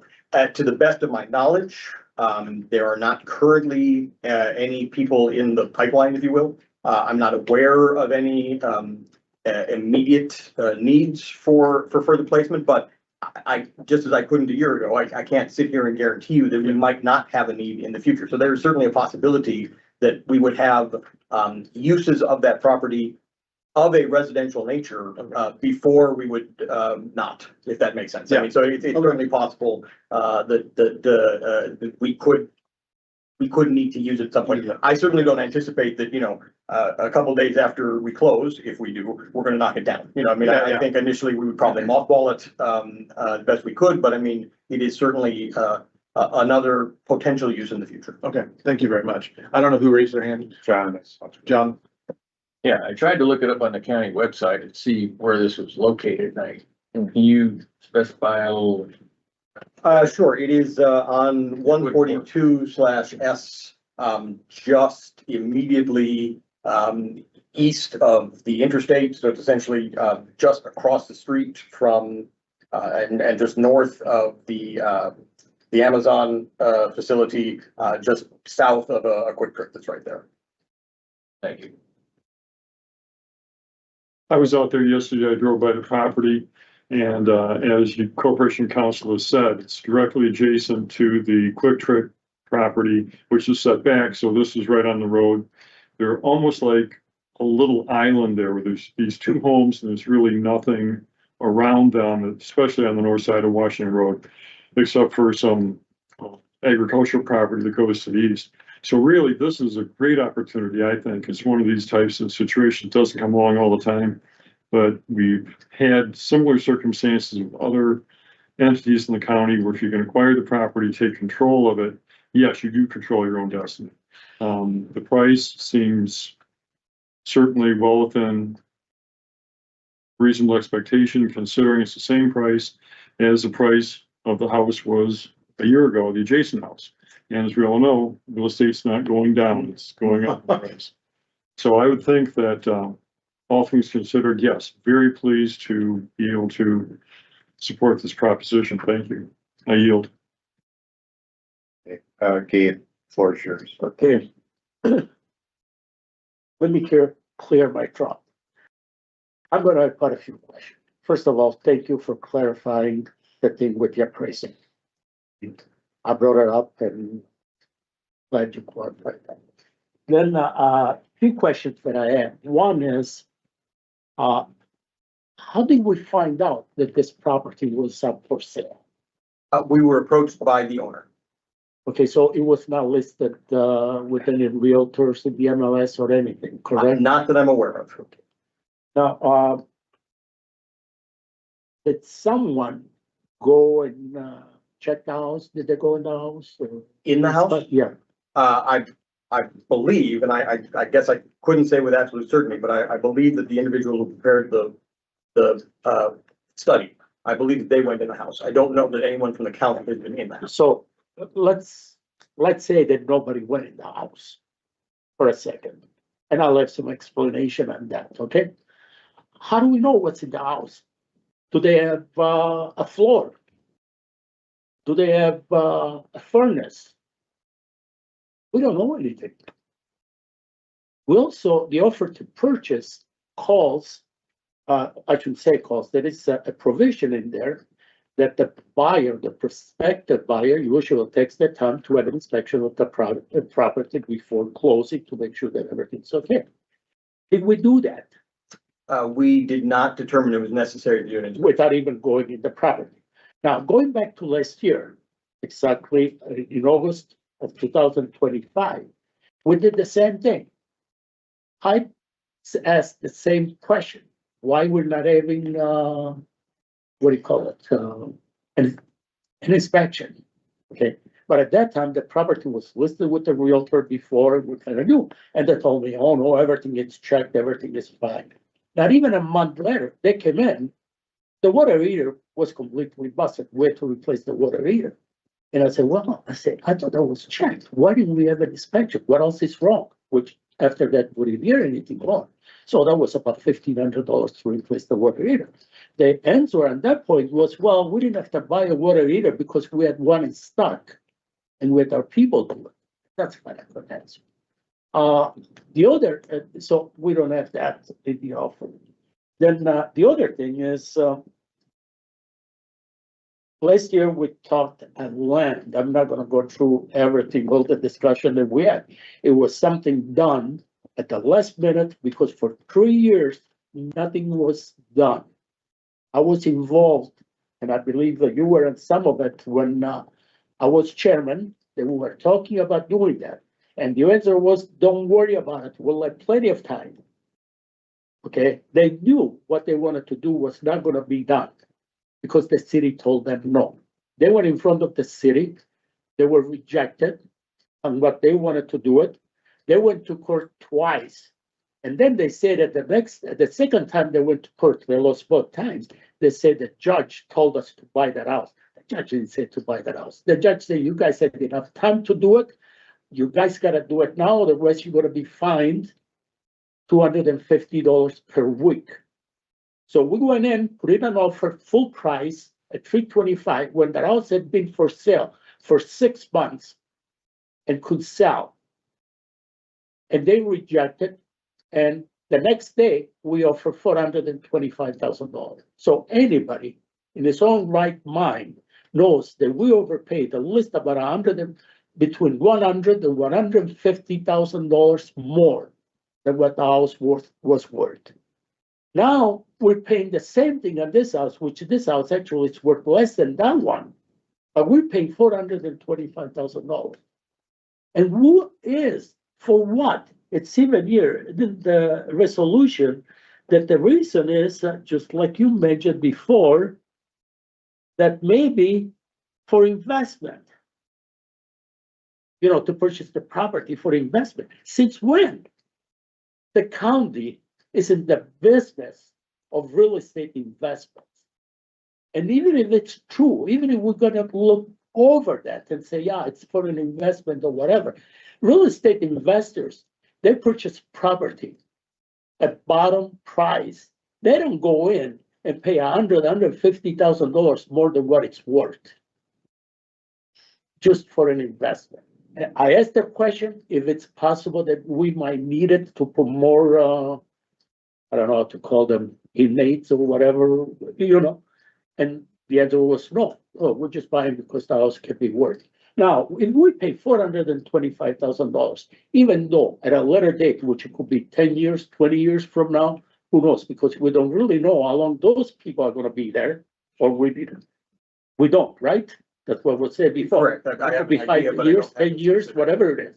So we're gonna keep the property for that. We're gonna take it off the tax roll, okay? And what are we gonna do? And then if somebody, by saying combining the properties worth more, that's a dream that it's not gonna come true. This is 1/3 of an acre. If we pay $425,000, it's gonna be another at least $50,000 to demolish the property, and the carryover cost, somebody would have to increase about $500,000-$600,000 to kind of break even. It's impossible for 1/3 of an acre.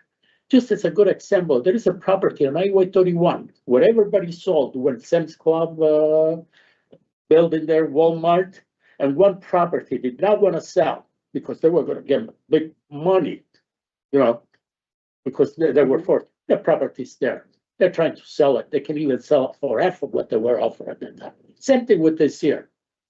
If anything happens or whatever, that's going to happen. But the biggest thing is why we're doing. Are we not real estate investors? Let's keep the property in the tax roll. Let's have the investors, if they want to work it to make a buck, the real estate professionals. And then again, I was looking at the appraisal without going through, misspoke. I was looking at the market analysis. I don't know, how much do we pay for the market analysis that he did? I apologize, I don't remember. I think it was $250, but I'd have to go back and look at it. Market analysis, every single real estate in town will do it for free because they're trying to get it listed. One of the things that I just want to say, how did they come up? How did they know what the price was that they came up with that? Even put it in there that the property was listed for sale for $425,000. Property was never listed. It didn't go in the house. Market analysis do not go in the property. Which again, how do we know? But just the main reason, again, we know we're paying whatever. Now, the last time, even though it was our mistakes, and when I say our mistakes, whether it's, it was not the county board, at the end we didn't have a choice, but it was administration, okay? And that's why I said it before, even with the other resolution that came in today, they wait till the last minute and then they say, well, and they want to blame somebody else. No, the blame was there for 3 years. We had enough time to find a property. There were a couple properties in the west of 94, and the answer was, we don't want it west of 94. But now I'm getting off this house or whatever.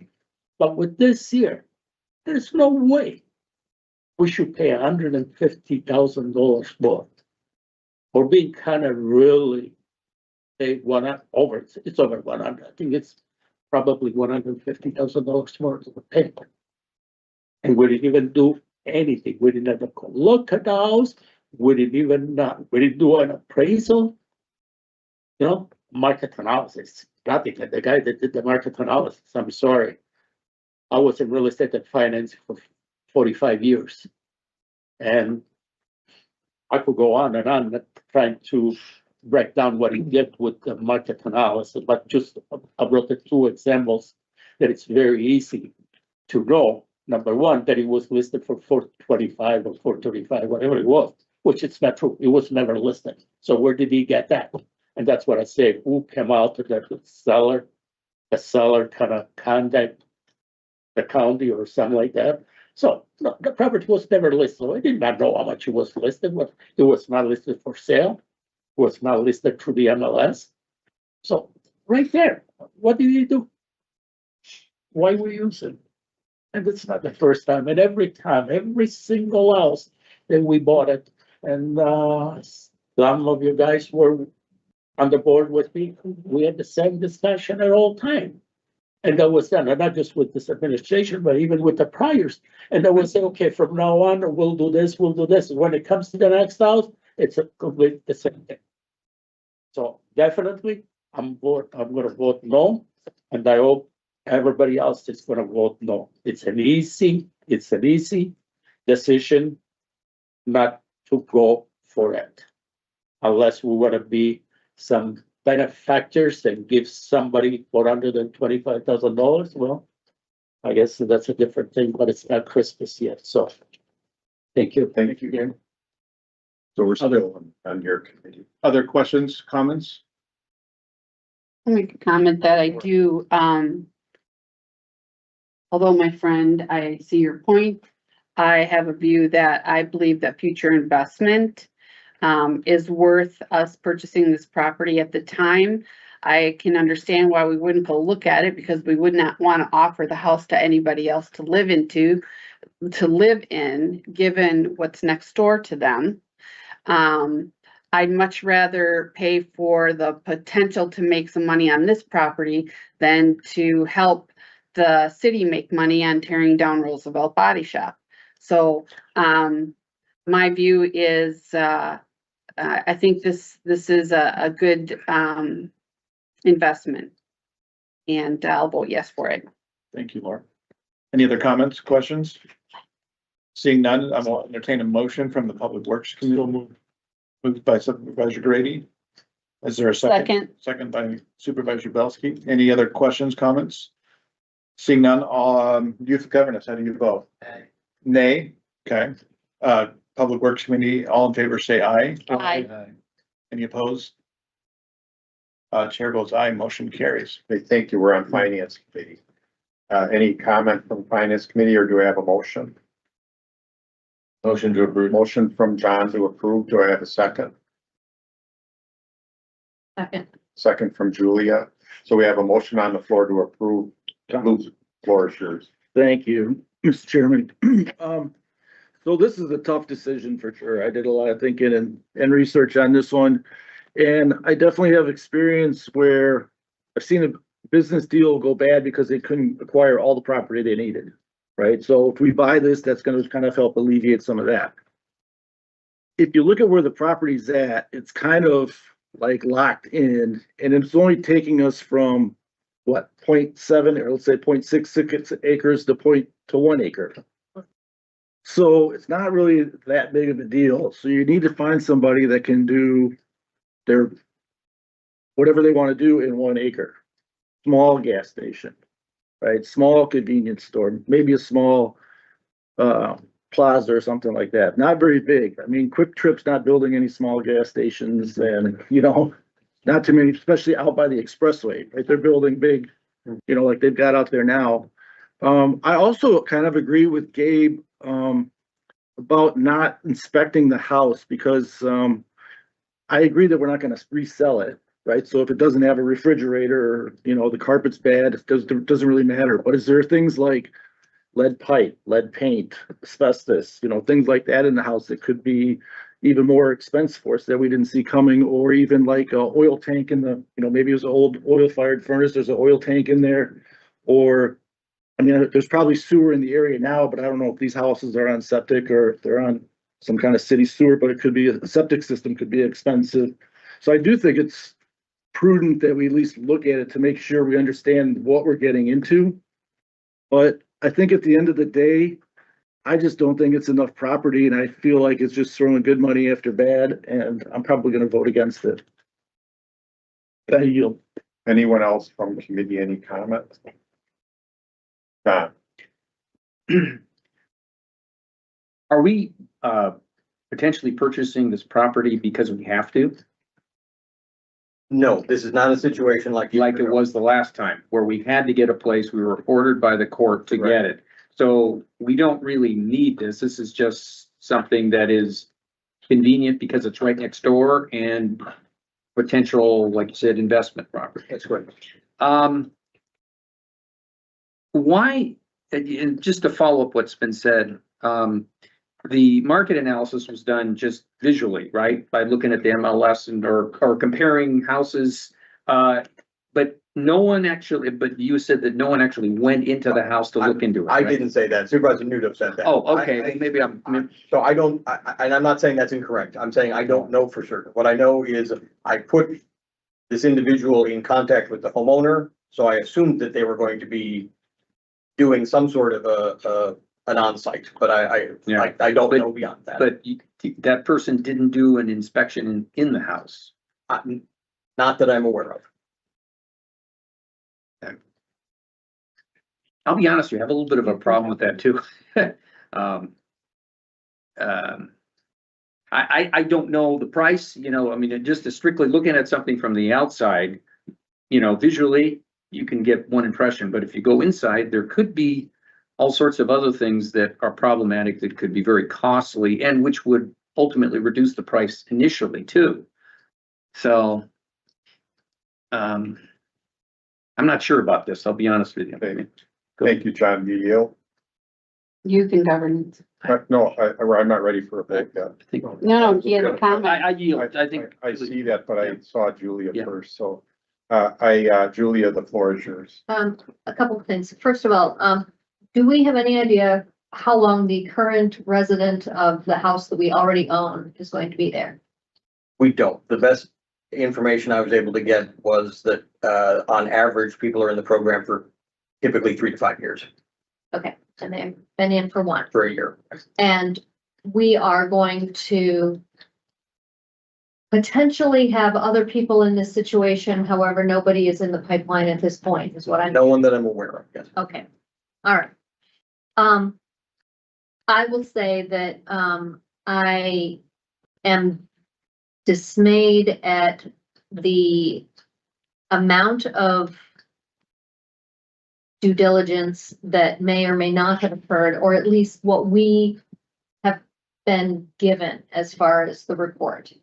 Whether there was somebody who went in, whether there was, you know, an oil tank versus a septic versus we should have gotten more information about that. And we, as the people who are handling the tax money from everybody, need to really know that we are doing our due diligence. And I'm a little dismayed by the fact that we didn't get good reporting. So I'm just gonna kind of go on record saying, I want, if we are ever buying property, I want to have somebody go in and somebody have pictures and somebody look at this. There should be some sort of everything for every room, whether we're thinking about tearing it down or not. I want to kind of have that information coming to us. So I'm just gonna kind of go on record and say that. No. Having said that, the idea, I understand what Supervisor Pollock was saying as far as, it's a small area, et cetera, but we are going to have a real problem if in 5 years, 6 years, however many years, we no longer have to have this house that we currently own. If 1 acre is small in front of Quick Trip, 2/3 of an acre is even smaller. And I can see a 1 acre parcel whether it is a Starbucks or another coffee shop or you look at how big Culver's is just across the street. I mean, I think a lot of us went and did the drive so that we could see this property. When we start looking at what is across the street, we are more likely to be able to recoup some of our money, recoup some of our funds if we have a slightly smaller, slightly larger property. I don't like being put in the position of being given what I would consider bad information and then having to make a decision on it. So again, I'm kind of registering my disapproval of the process. However, I think the end result, I will be supporting it grudgingly and having given due notice that people, whoever the people are that are getting and giving the reports, that we need to be given better information. So I will be grudgingly supporting this with the idea that I see that in 5 years or X number of years, it will be much easier to redevelop an area that is 1 acre than what we've got with a house next door to that. Because anybody walking in is going to say, well, I'm going to have to buy it for this, and then can I get a hold of that property? And so that's fine. Thank you, Julia. Was it Sam that had us? Sam, the floor is yours. So first of all, I agree that an inspection is needed. Is there any way that can be done and then we can revisit this, or is this time sensitive? I mean, certainly, try and do so. I don't know what the time frame on that would look like.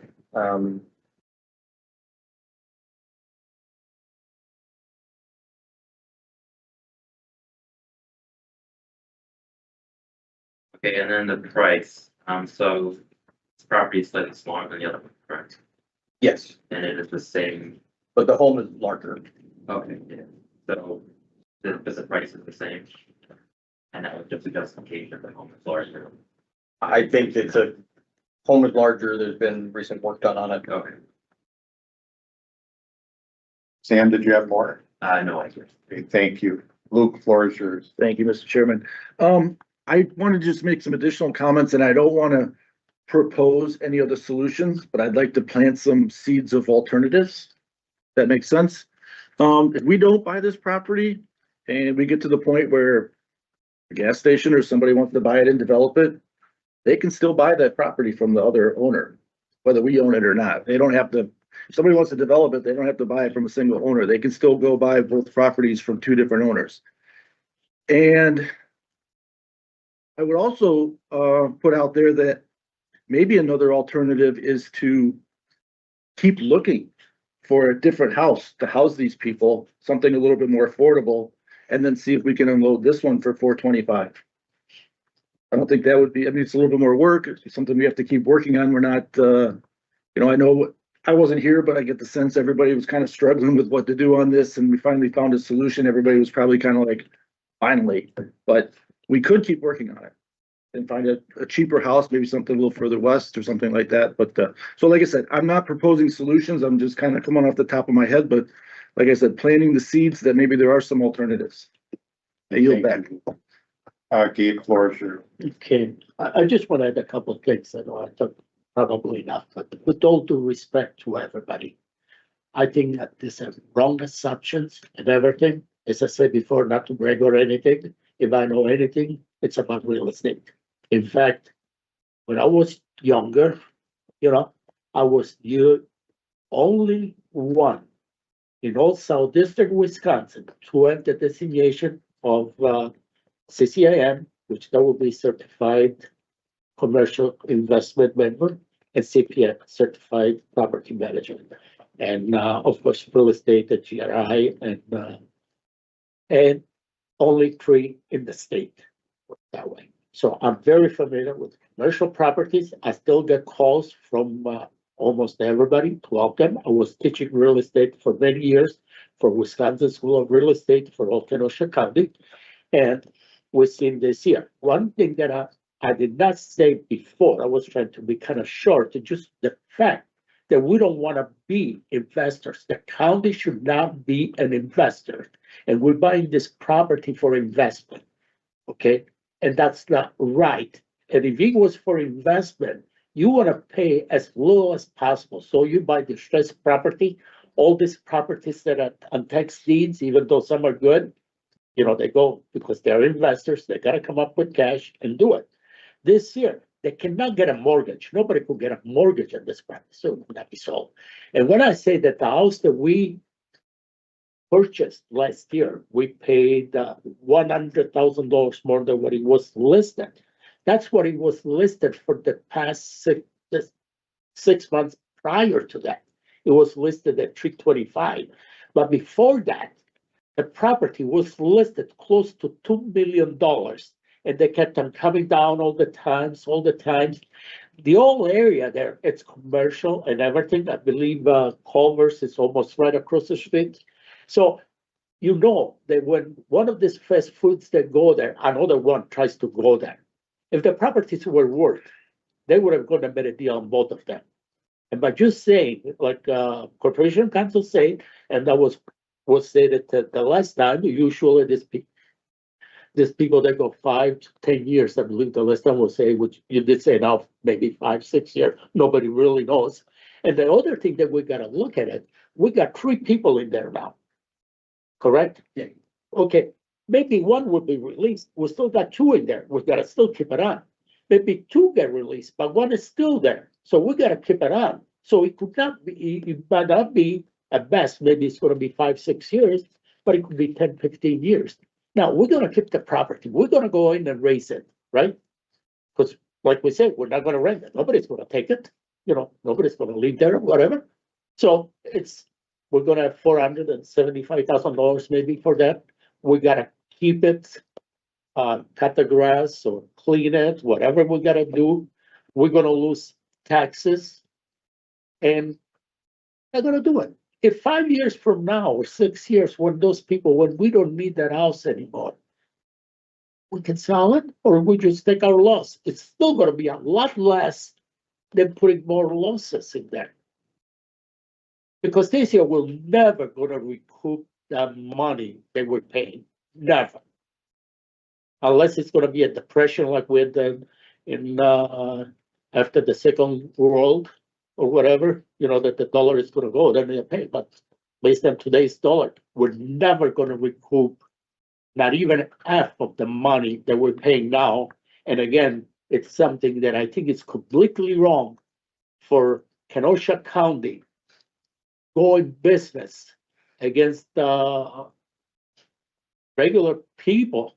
They're trying to make a living by doing that, and we use their money to cut their income. And I think it's completely wrong. I don't know why we're even thinking about buying this property. I have no clue. I guess we can all have our opinions, but it will be just opinions. But the rest of it are fact. Yeah. No, not right now. Okay, thank you. Anyone else from, John, the floor is yours. I'd like to ask for a 5-minute recess. Okay. I would grant a 5-minute recess. Are you agree with that, Eric? Okay. So please, we'll come back. So call the meeting back to order. And so we are on we have a motion on the floor. Do we have a motion on the floor, Mary? Can you remind me? Yeah. Yeah, we have a motion on the floor. Julia, the floor is yours. Okay, just, since I'm speaking to the motion, there has been discussion of demolition of this property and then just banking the land. But that is not a done deal. That is not the only potential use for this.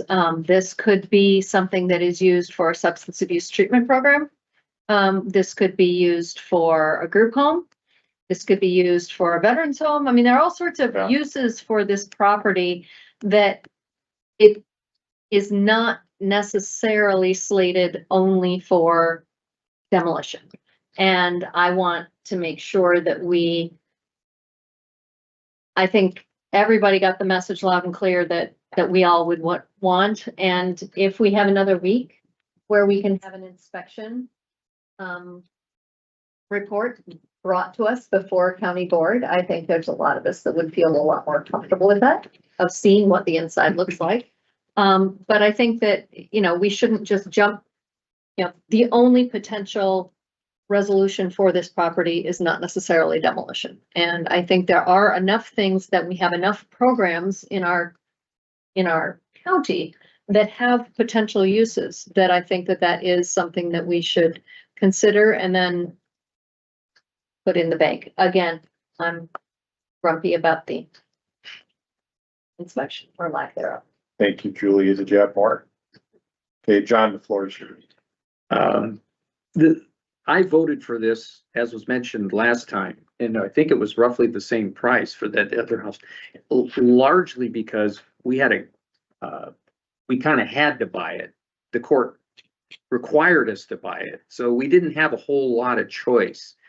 The fact that this, at least at this moment, we don't have any inmates or sex offenders, whatever, that need this home, puts this in a very different light. I'm kind of looking at it from the perspective of the cost and the fact that, and I know a market assessment, it looks like it was just done visually on the outside, but there was no home inspection. So I'm looking at the price. Yes, it hasn't gone up in a year, but how do we know that that's even a legit price starting?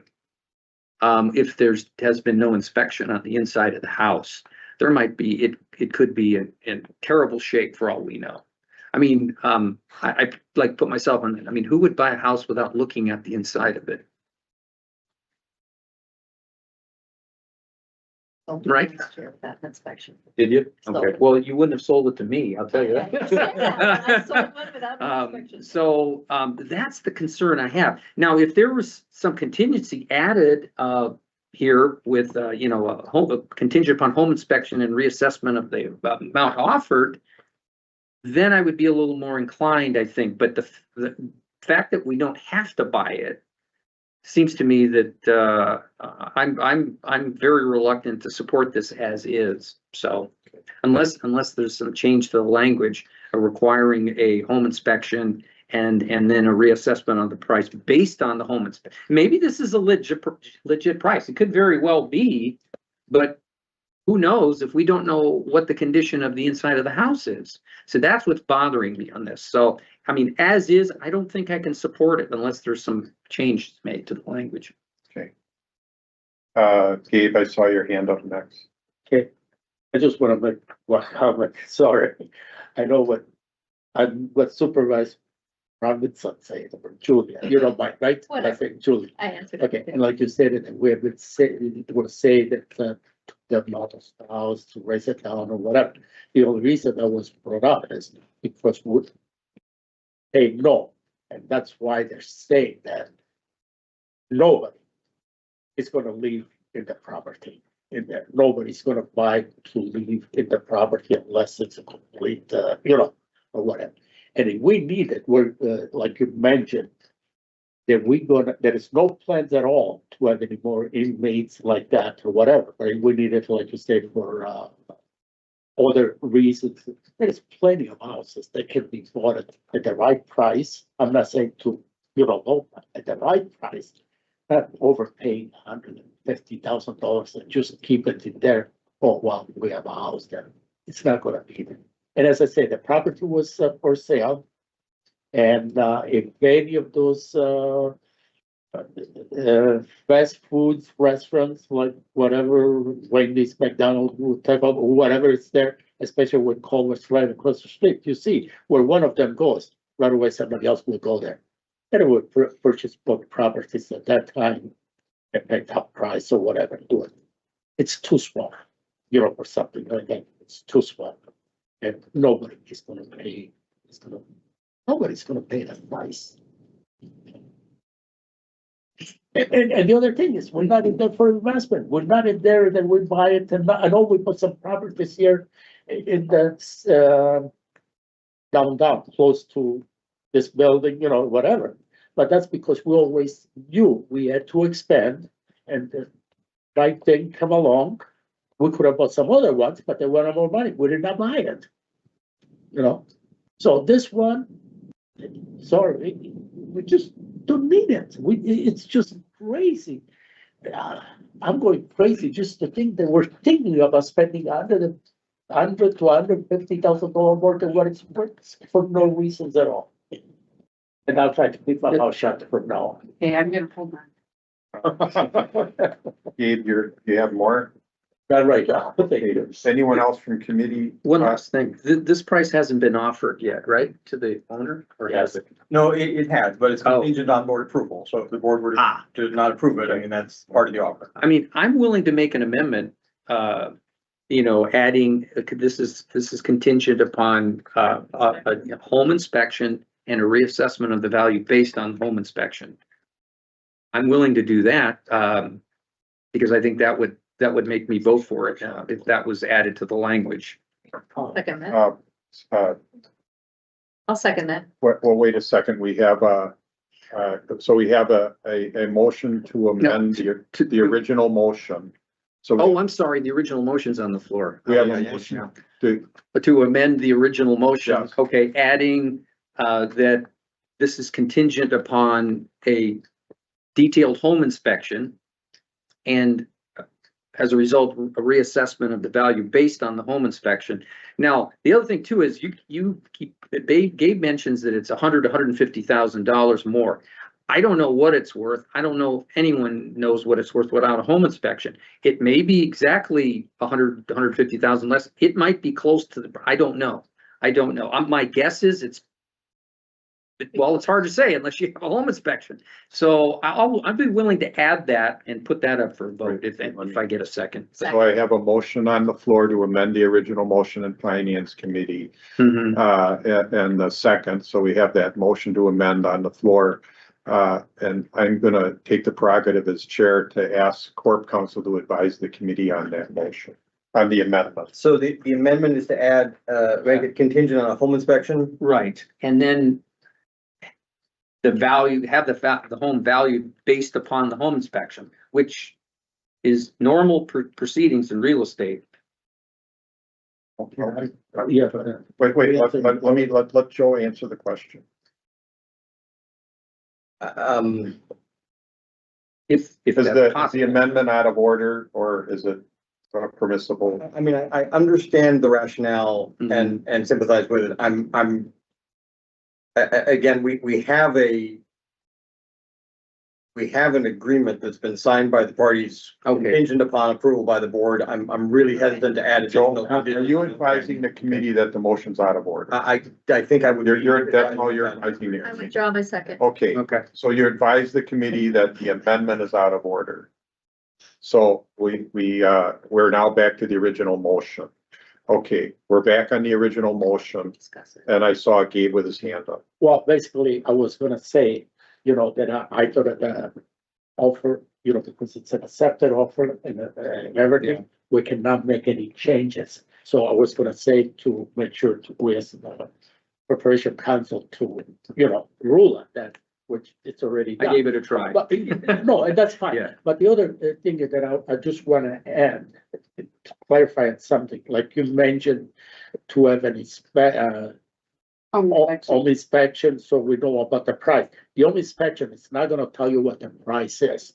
The home inspection is just gonna tell you the conditions of the house. But as Right. far as price is concerned, it's not. And if I might add, okay, I had five analysis, property analysis, okay, which a little bit better than what this was done. People that I know, worked with them for years and everything, and when I even asked them about this price, say, what do you think? They come up with a lower price. I'm not gonna go into details or anything. And they told me, said, are you crazy? I said, how long have you been out of real estate? I know real estate has been going up, but for you to think that this house is worth even close to that, you need a psychiatrist. Well, I That's know, what they I know told would impact the price. I just, if we know that there are all sorts of problems with it, then we would not sign the contract. But it's the Or same thing. it- It's the same thing. Right. With the price. I just, Luke, I saw you with your hand up and then. thank you, Mr. Chairman. Just one comment, if I remember correctly, I looked at the comparable report, which everything looked to be in order, but I don't know if everybody knows that the house we already own and paid $425 for is one of the comparables. So if you think we overpaid for that house, it's being used as a comparison for the price of this house. So. Because it's right next door. No, Right next- no, Hey, no, it's not. Luke has the floor. I'm sorry, I yield Luke back. has the floor. I'm sorry, I yield back. Luke, let's keep order. Luke, Luke yield. Bill, you have the floor. Yeah, just point of information. I think with Corporations Council referencing the contract that's before them, any attempt to manipulate vary from price, it's not gonna go through. It's gonna be a breach of what's been set up. However, I think it would be, according to Supervisor Franco's idea, entirely appropriate to say, yes, we're gonna pass this just on the condition that it has a home inspection. Doesn't do anything to the price, it's just allowing a person to come in, take a look at it. You get the results. Maybe that would make you feel more comfortable. So I guess it's dependent on the the outcome of the home inspection. So, So, Okay, Bill, wait, Bill, do you yield? You do. I'm gonna let Corp Council advise us. so I'm being advised that Matt Storino has been inside the house and that it was very nice inside. I'm Thank you. conveying that from a text message. I could certainly arrange to have Matt Storino present at the board meeting when this is being taken up. If it is passed this evening, my assumption is it would be on next week's board agenda. Obviously. It has other passed the decisions could be committee, made. it will It's be on passed the a committee, agenda. so I mean, I certainly could look to have Matt Storino present, to discuss what he saw and what his experience was. Okay, everyone knows Matt, he's the guy that runs the buildings for the county, right? The facilities manager, yes. He's runs our buildings, okay, the next one I saw with his hand up. is Eric. Eric, I saw Eric with your hand Just up. briefly, Mascherino, I trust his opinion very highly. So if he says it's in good order, that's good enough for me. Okay. Eric. Gabe, With all due respect to Matt Storino, but Matt Storino is the same guy that last year told that everything was perfect with the house. And then about a month later, we had to replace the water heater because it was completely shut. do you yield? Yes, sir.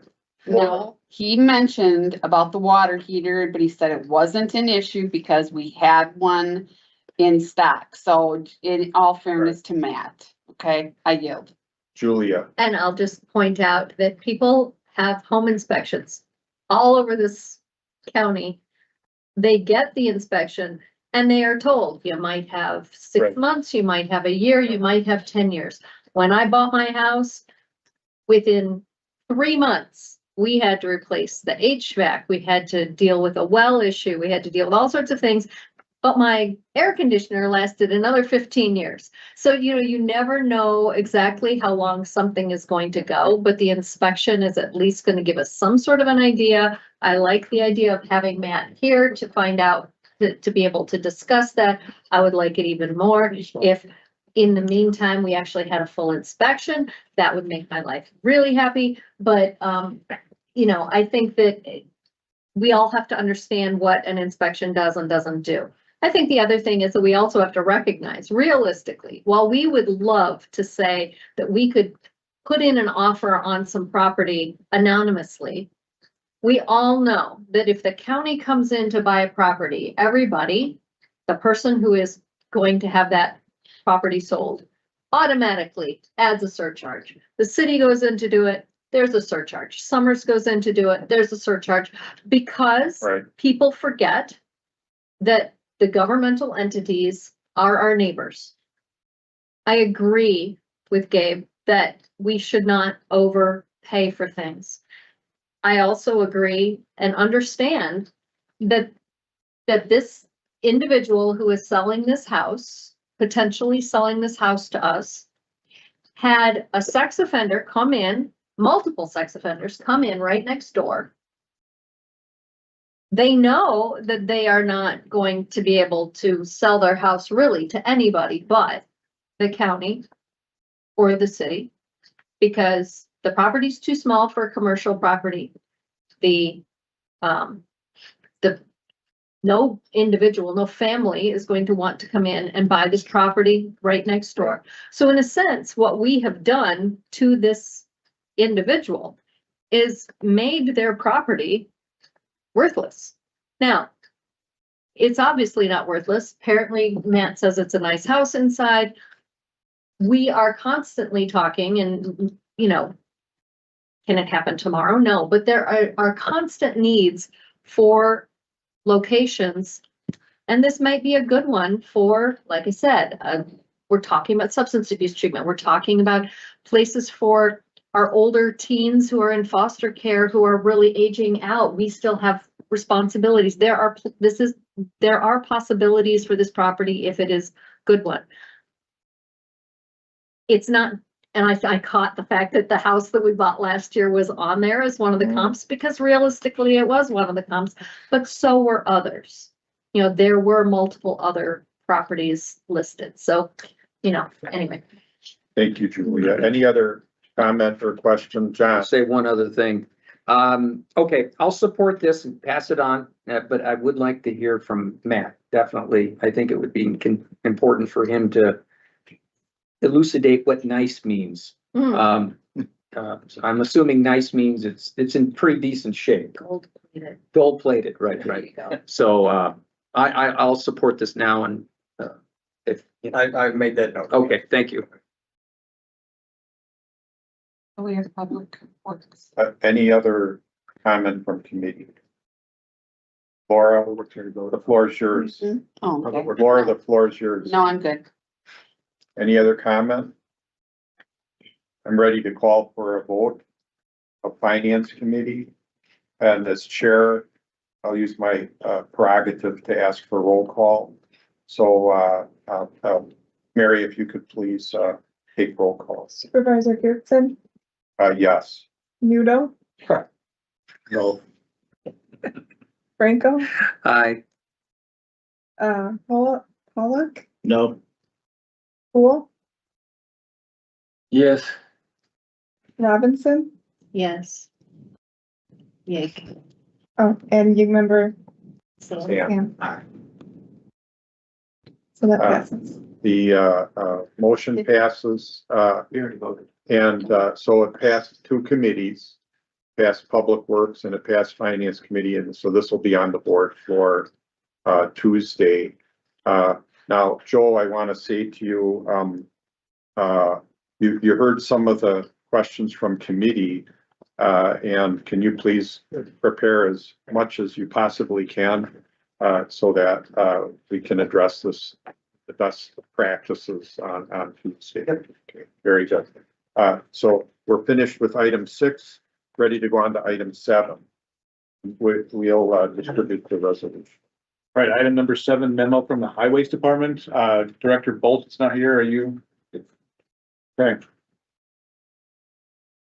And quickly, we can make it out of here by 15. We've got another meeting. This honestly should be one of the easiest votes of the night. The reason that this is in front of you all is due to an ordinance that the county has for the disposal of property that is of a certain value. All night we talked about clarity of verbiage and how it should be played out, and this is one of the ordinance that I think during the budget process we may actually look at amending in some fashion, either verbiage or by dollar threshold. But nonetheless, as the ordinance currently states, any piece of property that we believe will have a residual value, a sales value of between 5 to 10 will need to be at the approval to dispose of the finance committee. The piece of equipment that is being proposed here is a GMC backhaul truck. This has already been in the CIP to be replaced. The new backhaul truck is here with the county. We now want to go to auction for this piece of truck. Which is also why this is probably new to a lot of people, but doing the auction process is more advantageous to the county, but it is also newer to the county. Typically, we traded in items previously, whereas we get a better return on the auction. And that is such for this, where we believe that it will hopefully return at least about $8,000 to $9,000, and thus we need your approval. for that. Thank you, Chris. Did you have more to say? So the way I wanted to handle this tonight is although the ordinance has just the finance committee, I would still request that Public Works take this item, since it would be reported anyway to you, and we would want to know that you support it. So I'll turn it back to Eric. So do we need a motion to add it to? I would just make a motion to approve the memo. I would ask for. Make a motion to approve the memo. I'll second it. Are we? No, second? public Oh, works. sorry, wrong I committee. will second. Moved by Supervisor Belsky, seconded by Supervisor Grady. Any discussion? All in favor, or youth and governance, how do you vote? All right, committee, all in favor? Aye. Chair votes aye, motion carries. Same, item from finance. Move to approve. Motion from John, seconded from Luke. Any further discussion? Hearing none, all those in favor of the motion to approve the memo signify by saying aye. Aye. Youth and governance, Sam votes aye. Opposed? Chair votes aye, motion carries. We're done with that. We're on to a motion to adjourn. 8:15. Beautiful. Motion to adjourn. You get to adjourn. You get to adjourn. Who seconded the adjournment for Well- public works? No, I did. So we have a motion on the floor, sorry. All in favor? Aye. Any opposed? No. You're adjourning. And, we're supposed to adjourn our meeting, Barna? Yes. Okay, so we will adjourn, finance committee. I'll take a motion from Julia, seconded from John to adjourn. All those in favor signify by saying aye. Aye. Opposed, same sign. Chair votes aye, motion carries. This joint meeting is adjourned, and we will now go into the regular finance committee meeting. Thank you very much.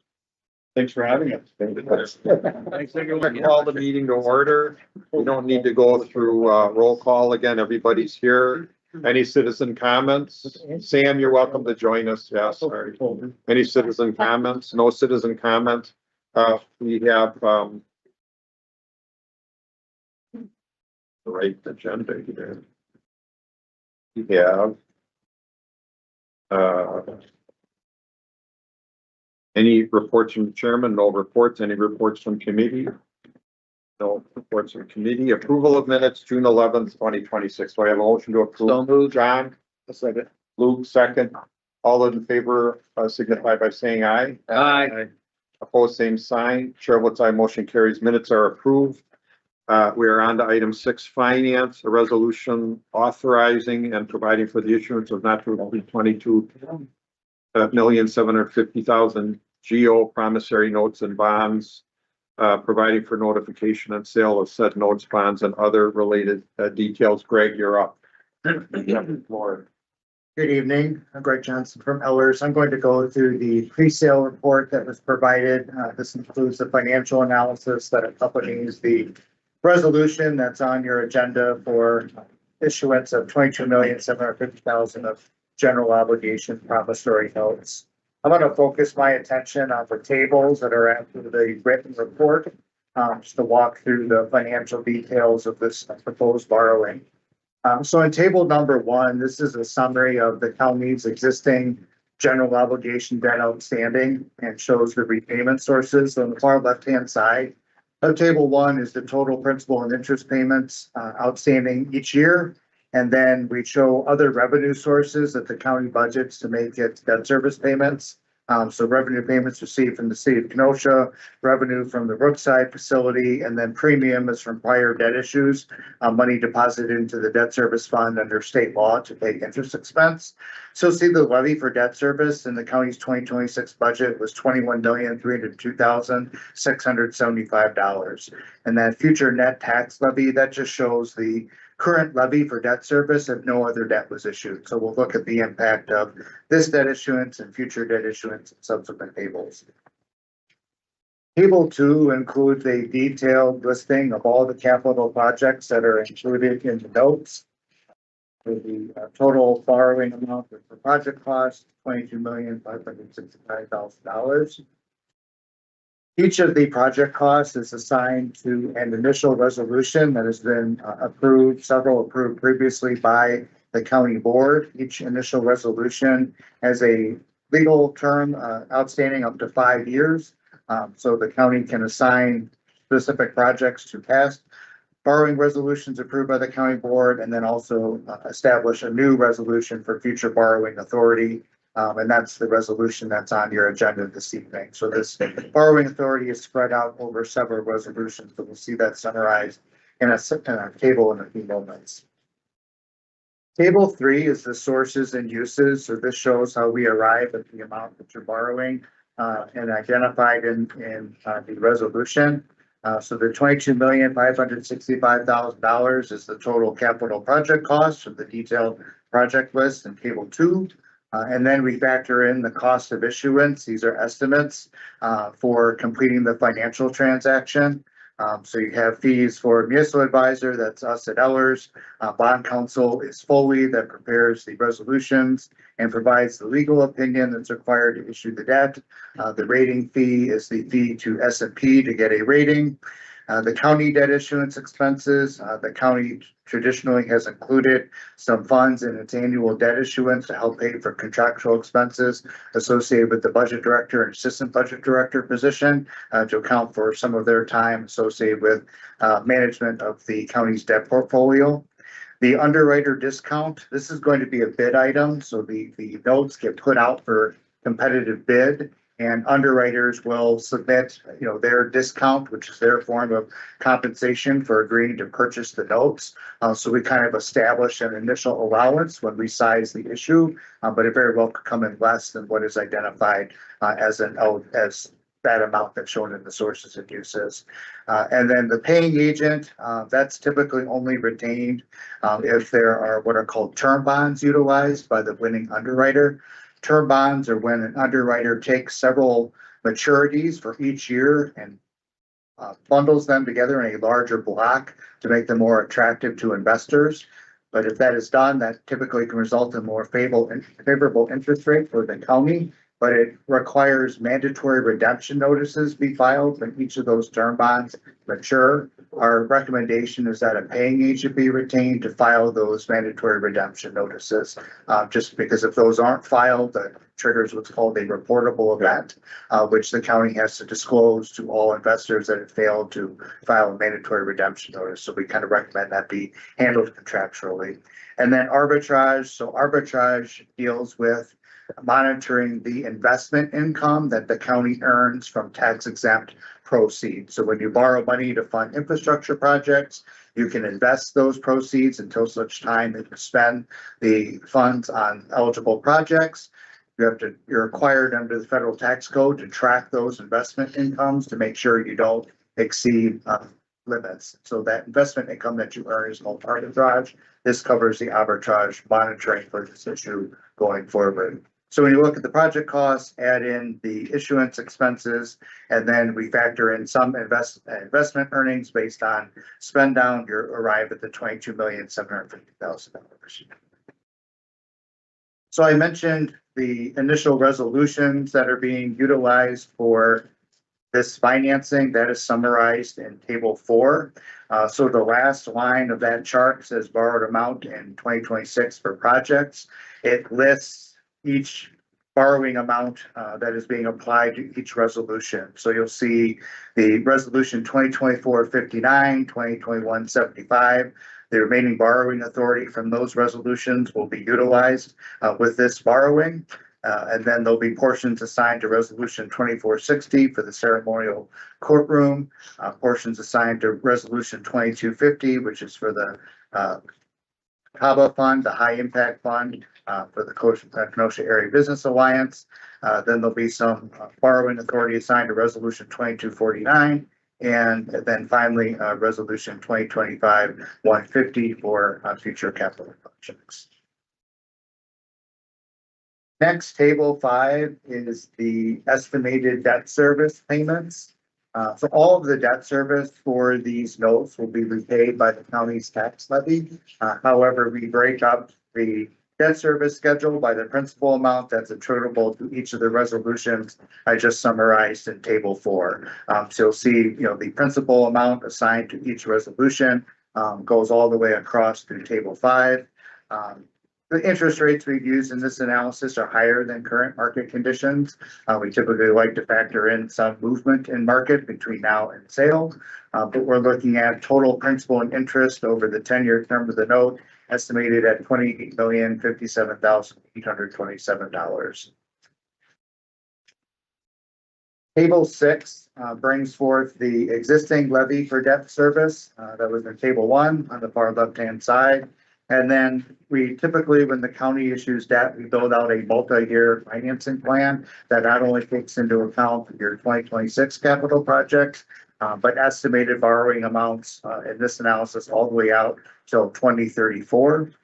So you'll see the debt service payments are structured. So the debt service levy increase per year is about $1 million per year, just under $1 million per year. That's kind of the target that we've been using based off of estimated borrowing amounts in the county's capital improvement plan out over several years. So the plan builds out issues for illustration purposes out until 2034. So the next year in this plan that's not shown would be 2035.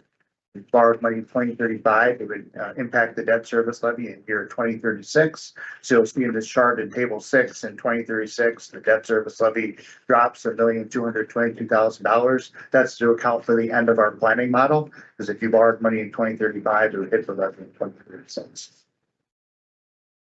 Finally, the county has several debt policy metrics that they have in their debt policies that we track anytime the county issues debt.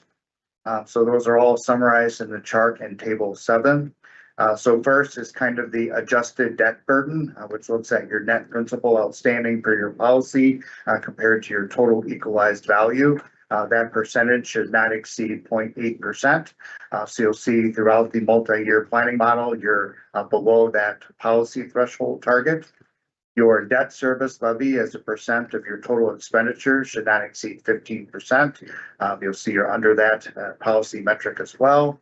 And then your projected tax rate for debt service per thousand of value should not exceed $1.50. You're under that threshold as well. So these are long-standing metrics that the county has had in its debt management policy, and we just show over the multi-year planning period here within compliance of all of those policies.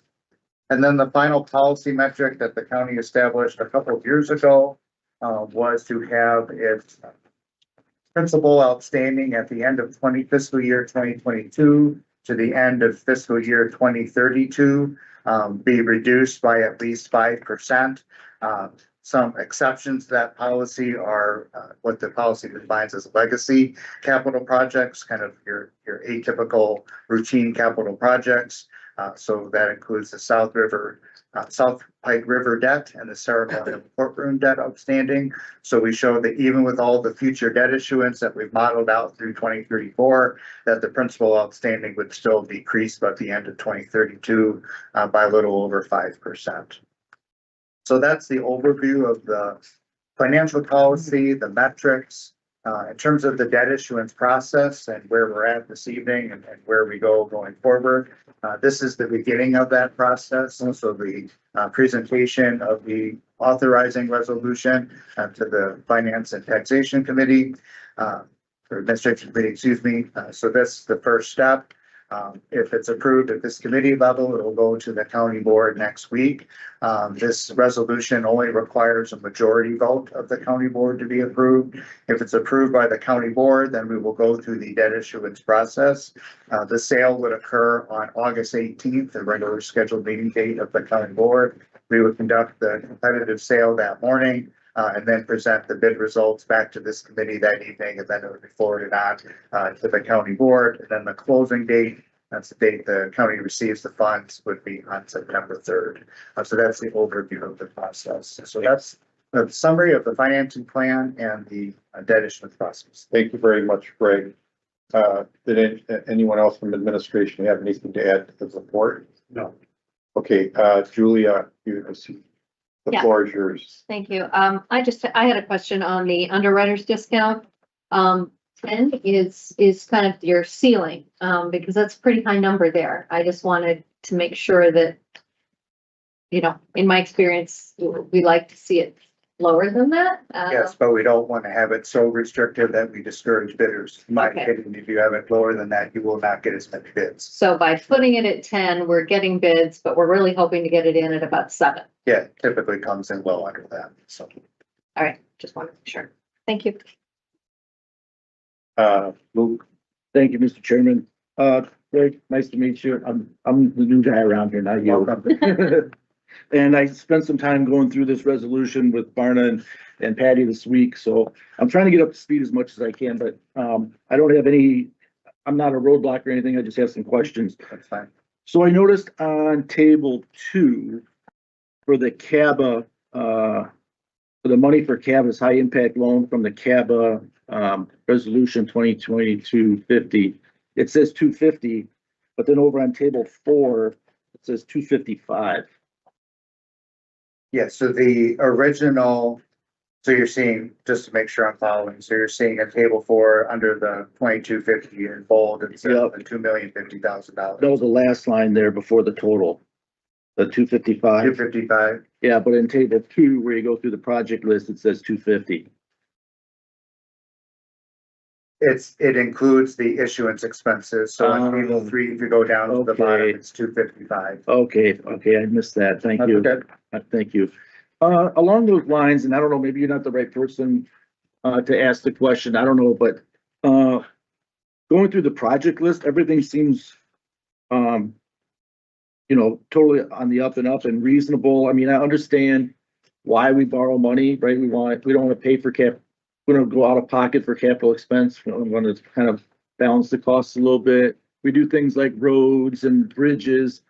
If we pay for it outright, the taxpayers today pay for it all. If we levy it, the people using it for the next 20 years pay for it, right? I get all of that. But what I can't understand is why we would borrow money for the CABA high impact loans. Because that's, we're just giving them the money. They're using it to drive economic business, but it's not a loan. It's, I don't want to call it a handout, but it's, kind of the deal closer kind of fund that they use. And it seems to me like we're paying $50,000 tomorrow to spend $250 today when we're just going to spend $250 today no matter what. So I don't really understand why we're borrowing for the CABA high impact fund. And I'm not gonna vote against it because of that, but I'm asking the question, and I was hoping maybe someone could explain it to me or give me a reason. So Luke has a question. Yeah, if anyone from the administration wants to weigh in on that, I'm happy to hear. So what I would say to We that, did mention it the other day a little bit. the same answer that I said Yeah.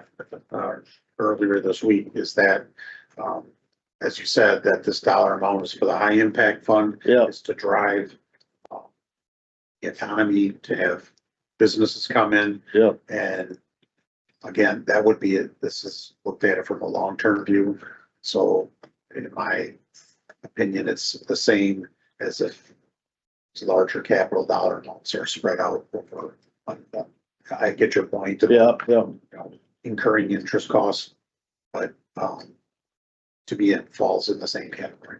Okay. I mean, obviously, money spent to drive economic development has a long-term effect, obviously, but the spending of the money, I just don't see it, and it'll probably come back up again in budget time.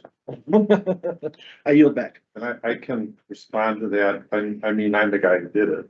So. Okay. When we do the bonding, you'll see the report that shows the CapEx and how much we increase the property value. So, and how many jobs, and then those jobs also drive property value. And so, that's one point. Another point is when I was in my municipal side, and looking at TIF districts, there's a lot more than this money that's being spent on incentive, all lawful to help, bring in, business. And really, it's a matter of when you're negotiating, with, to attract a business here and they're looking at other sites. That money is in the TIF and is used to, attract that business way more than this, way more than this. So it's you can talk about it all you want, at budget, but this is a solid investment and bonding for it is, a golden practice in order to do this. So, at the time that I instituted this, when I was the CFO here, it was a good practice and it's a good practice today. So since I was the one that did this, I'm able to answer it. So, did you have, I heard you yield. Yeah. Okay. Any other, question or comment from, committee? Gabe, the floor is yours. Motion to approve. Motion from Gabe to approve the resolution. I'll second it. Seconded from John, John Franco, sorry. Any further discussion? Hearing none, all in favor of the motion signify by saying aye. Aye. Oppose? Chair votes aye, motion carries. The resolution's approved. We'll distribute it. Thank you. Greg, thank you very much. You're welcome. Good to see everyone. Thank you. Sorry for the long meeting. Longer meeting last night. All rolling. Okay, we are on to, human services. Let's see, Rebecca, resolution to approve adding one economic support specialist lead position and 3 economic support specialist positions pursuant to the 2025 Wisconsin Act 116. Funding to perform quality assurance reviews. The floor is yours, Rebecca. Thank you very much. So this is a resolution to support additional positions within our economic support division. This is a 100% funded request by the state of Wisconsin. This is to ensure that the state of Wisconsin and Kenosha County is staying under our SNAP air rate, which is 6%. We are one of 9 states that in 2025 were under the 6% air rate. If we go over a 6% air rate, we could be required to pay 5 to 15% of our SNAP benefit costs, which to a county like Kenosha could be anywhere from 70 million to 200 million. So it's imperative that we keep this air rate low. I can tell you that as of right now, our WKRP, which is the Racine and Kenosha Consortium, is at about 3.55%, and we would like to keep it that way. So we continue to help the state. These positions would be required to review 25% of all new applications and recertifications for our SNAP program. So that equals about 500 cases in a month that they would be doing quality oversight to ensure that there are not any errors that would add to that error rate. Thank you. You're welcome. Any questions from committee? Move to approve. Motion from Julia, seconded. From Comment. I'd like to get a second on the floor. I'll second. Second, Gabe. Okay, the motion's on the floor. Luke, floor is yours. Thank you. I was at the Human Services Committee meeting, so I heard the whole presentation, so I understand everything that's going on here, but I did have a follow-up question. Sure. Will these people be going out to the recipients to see what's going on there, or is it just a paper trail? It's all of these applications are through a paper trail through the state of Wisconsin. Okay. Yeah, so they're just reviewing the paper applications, and then they potentially could be reaching out to the people applying if there's, issues. When we look at air rate, we have to make sure that we're understanding that it's not just our staff that can be making that error. If the client is reporting it incorrectly, that also can be considered an error. So they would be following up with if there's any inconsistencies that they see. And that could potentially, I guess, be a visit if that happens. I don't foresee that much, but So it could be, but it's not part of the. It's not at this point, but whatever we have to do to keep that air rate down low, we're going to go ahead and do it. Yeah, nationally, this is a hot topic. Very much so. And again, we are one of 9 states that isn't going to face that penalty right now. So we need to continue to keep ourselves low. I yield back. Thank you. Any other questions? We have a motion on the floor. No more questions. I'll call for a vote. All those in favor signify by saying aye. Aye. Sam? Aye. Opposed, same sign. Chair votes aye, motion carries. That's approved. We can distribute the resolution. Thank you very much. Thank you, Rebecca.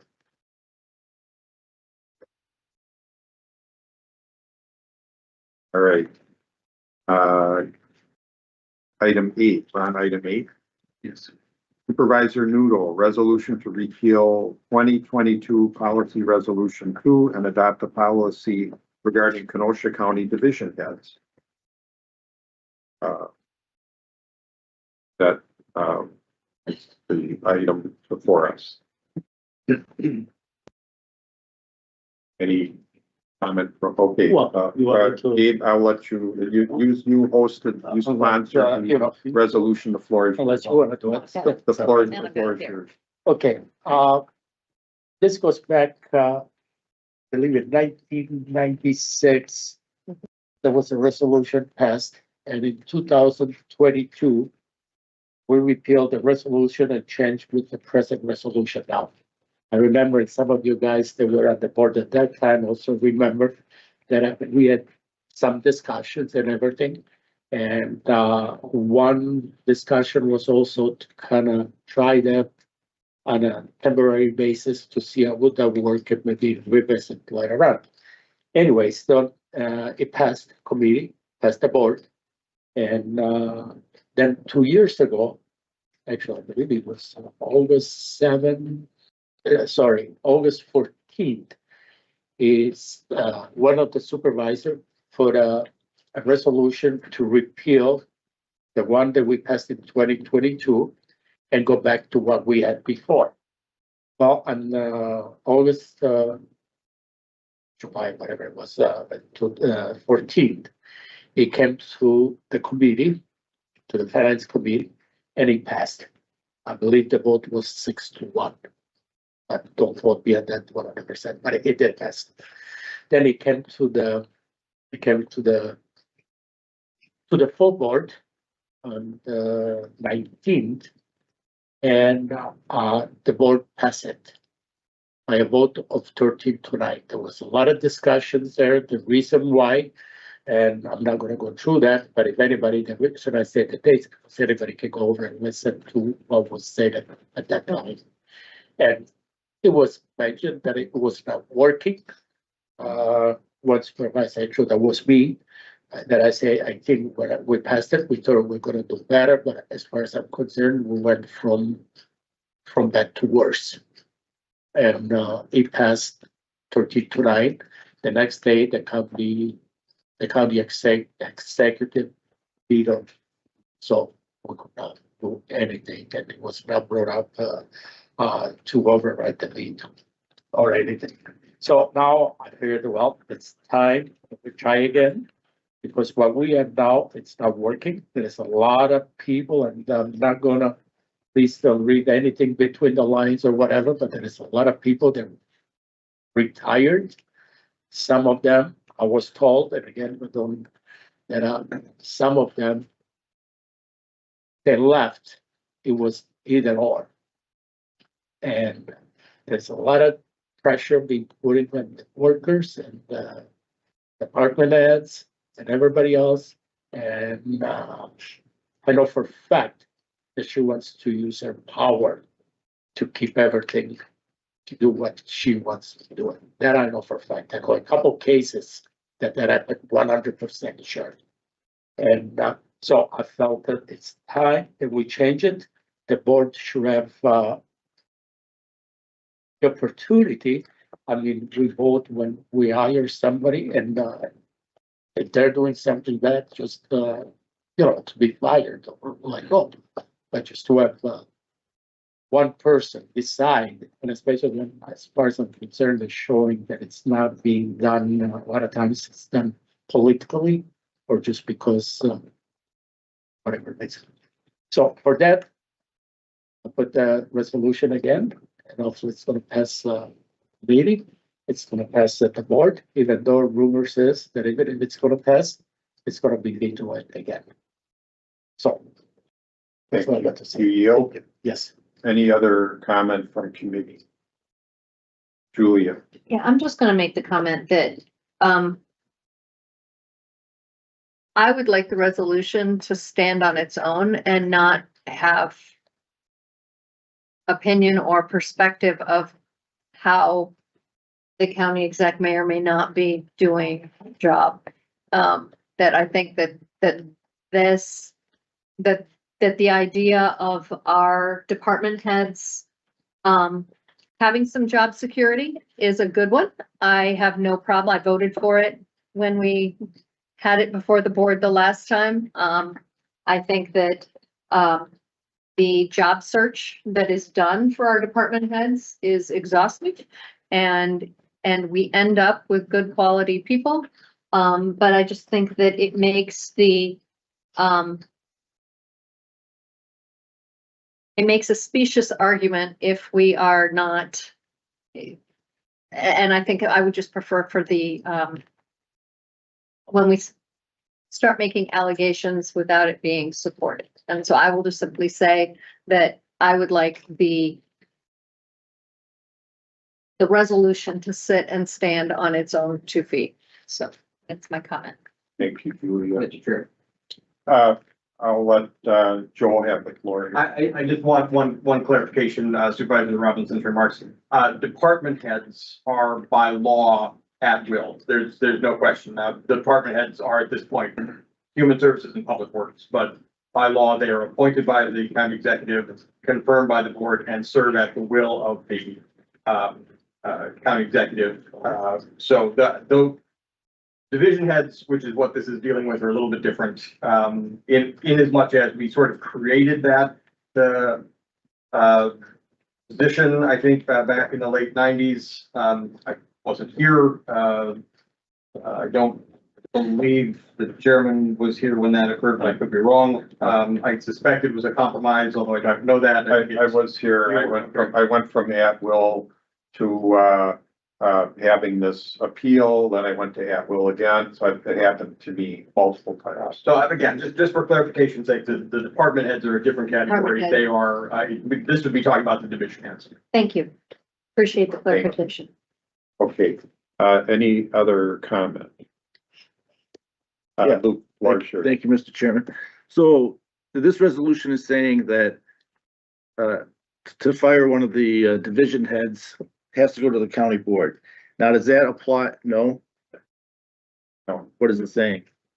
So currently, we treat the department heads and the division heads the same. Which I'm looking at Director Tappan, so that when I say something wrong, she'll correct me. We currently, they're treated the same. They're all treated as at-will employees. So as long as there isn't an illegal motivation or reason, Right. They can be dismissed by the county executive, full stop. Right. Anyone below the division head level, and this is really the crux of the conversation, because for a period of time, the division heads were part of this as well. Anyone below the division head level has certain just cause protections, which include, amongst other things, a grievance procedure where they can appeal that decision through first their sort of immediate supervisor, then HR and independent hearing officer, and ultimately to this committee. So again, we're talking about 20-ish people Right. who at one point were in that category, are now in the category of At will. being at will. So And this puts them back in the category of this would put them filing. back into a just cause. Right. Exactly. So then, was this gonna apply when the administration changed, when the county executive changes?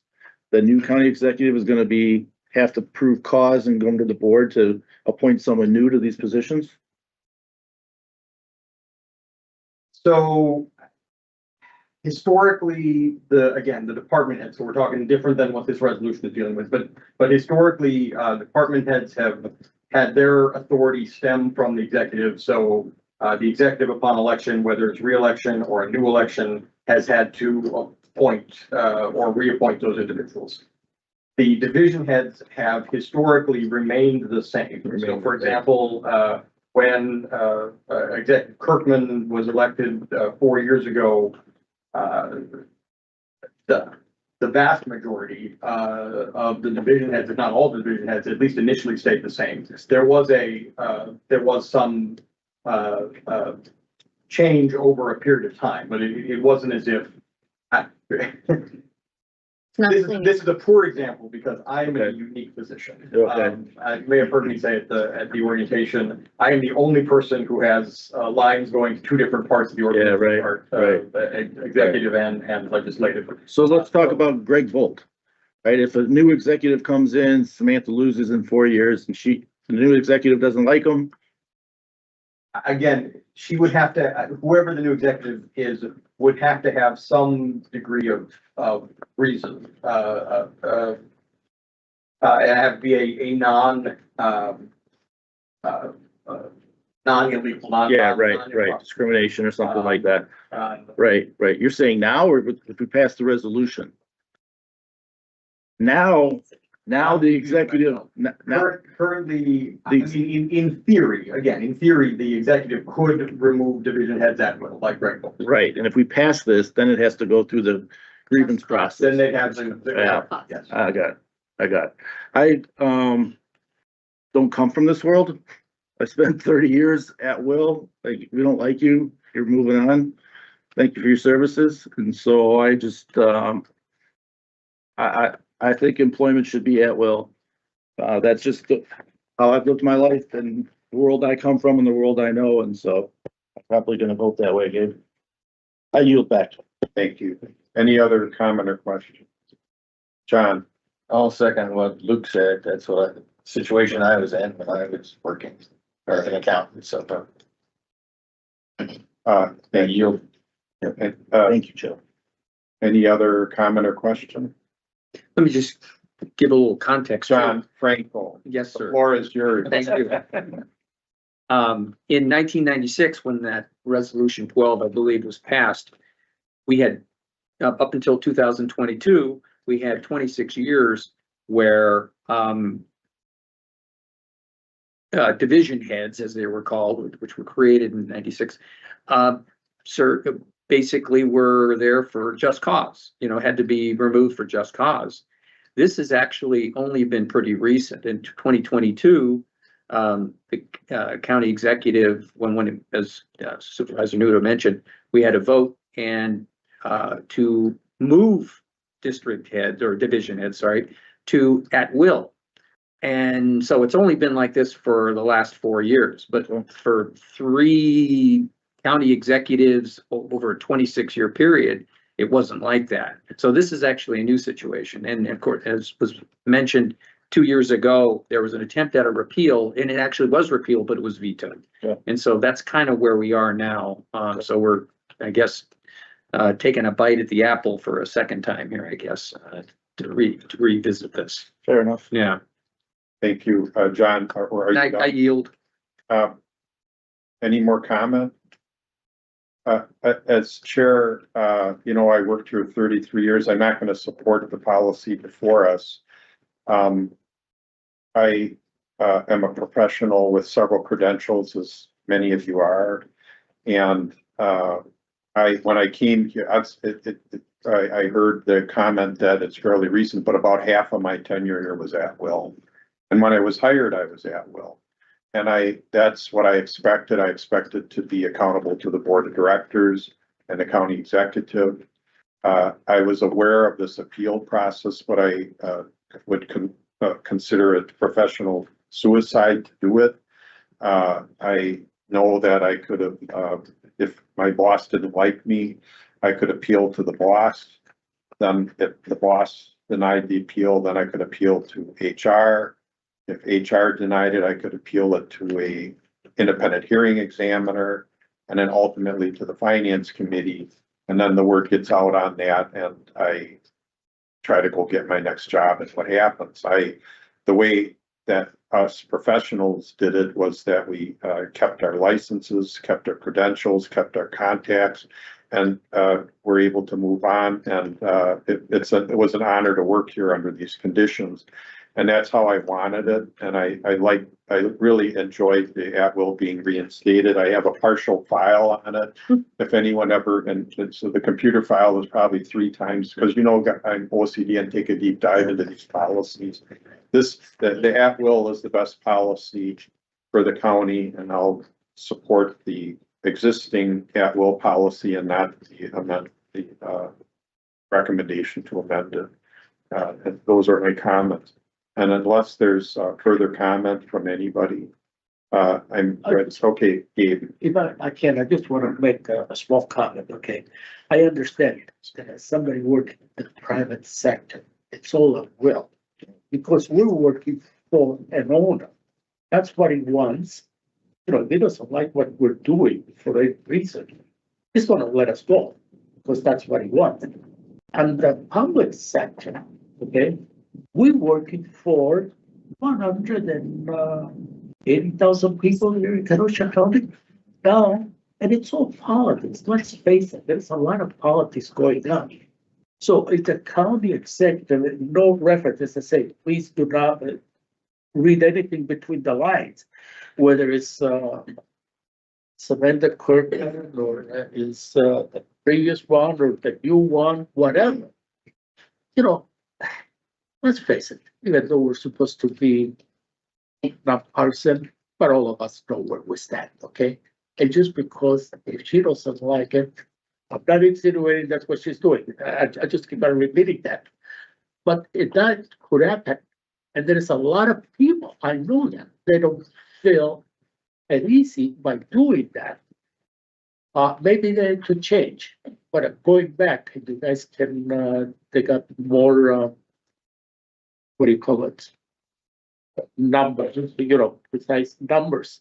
If you go look at the last time in 2022 that we tried to do it, they mentioned how many people they left, not necessarily fired, but they moved to a different place. People that were here for 20, 25 years or more, but they moved. Now, in those last 2 years, we didn't have that many, but most of them are new people that the county executive put in. Okay? Now, what happens if the county executive loses and likes the election or whatever, or she's disappointed with someone not doing that? Well, then the new county executive, even if he doesn't fire someone, they always find the reason, but they could push someone. They can push someone that the person is going to retire instead of being pushed out. And that's what this is all about. And as I say, in 2022, it passed the county board 13-9. And there was most of the people there, and there were people that voted in 22 change this. So I guess the reason why they voted that way, and it was there was a reason, I suppose, to veto that. Thank you, Gabe. Are you? Okay, John, floor is yours. Just one other thing. This is coming from someone who worked in the public sector for most of his life. I worked in the private sector and public sector, but a good chunk of the public sector. It's been sort of an unwritten rule. If you want to make money, you work in the private sector. If you want good benefits, you work in the public sector. There's a trade-off. It doesn't always work out that way. When I taught for 30 years, when I first started teaching, you know, pay was okay, but I mean, you weren't going to get rich being a public school teacher, right? But as my career went on and on and on, at the end, it was like, oh, you get a pension? Gee, that's kind of nice. I didn't even know what a pension was when I started. When I got close to the end of my career, it was like, well, this will be nice. You know, it finally dawns on you, you know, job security. That's the other thing.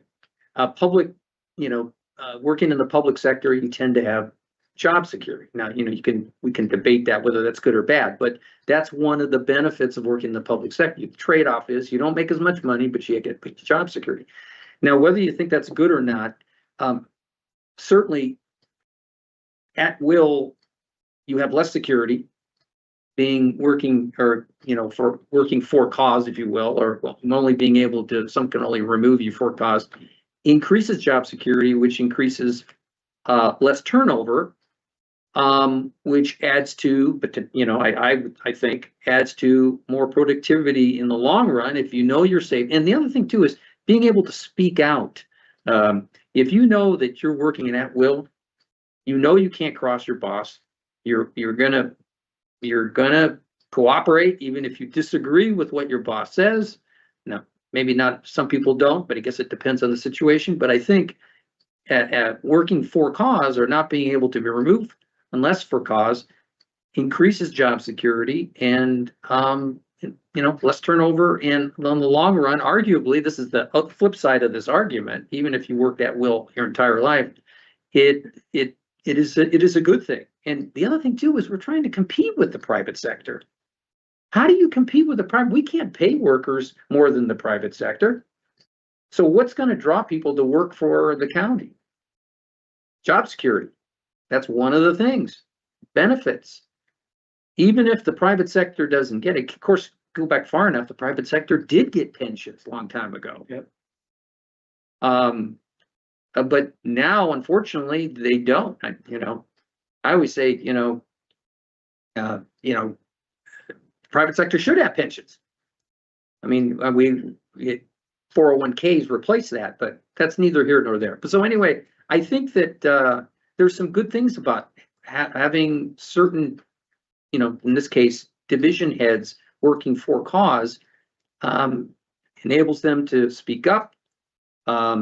They have job security. It also will attract more employees who we're trying to compete with, or workers that we're trying to compete with in the private sector. So just a different perspective I wanted to throw out there. So Julia. I think I would also add to that, that, one of the things that I have heard over the last couple of years is, in a sense, the pipeline that we want to have with our employees. We want them to start out, and using Greg as an example, just Public Works, you start out and you're in the parks and you're in the streets and you're doing this. And then you get to a point where you get promoted and you work here and you do this for a while and you gain more experience and you get promoted. And all of that is great.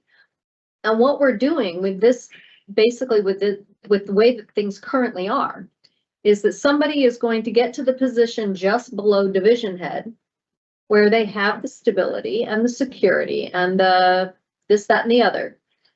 And then they get to the point where it's like, do I want to take a promotion? Or do I not want to take a promotion because I am now giving up some of my rights and my stability and my potential pension and my this and my that. And then what that means is that then we are searching for somebody to put into that position who doesn't know and hasn't grown up through our system to understand. I mean, one of the things that I really like about, Wyatt is that he's started trimming grass, and he knows the parks and he knows them because he's walked them and he's, and those kind of things I think we need to remember are really, really important. And sometimes I think that, my first comment, I think we start focusing on the top down and the this and the that. I want us to think about what are we developing and what is our career pipeline and how much do people want to see that stability as they are coming towards the middle or end of their careers where they may be appointed to that. Because if I had a position, I'd really like to have that promotion, but again, if I don't know who's going to be the county exec in 4 years, 8 years, 10 years, what, is that something that I'm going to try to go for? And so I think for stability's sake and for development of our, one of our most important resources, our human resources, I think I'm going to support this. Any other comment? So I heard the last couple of comments. I worked here 33 years. I only saw this used a few rare times. Again, as a professional, the argument that it allows you to speak up. I have a ethics code that requires me to speak up in my profession, and most of the professions here have that. So if we hire a solid professional, they're going to speak up.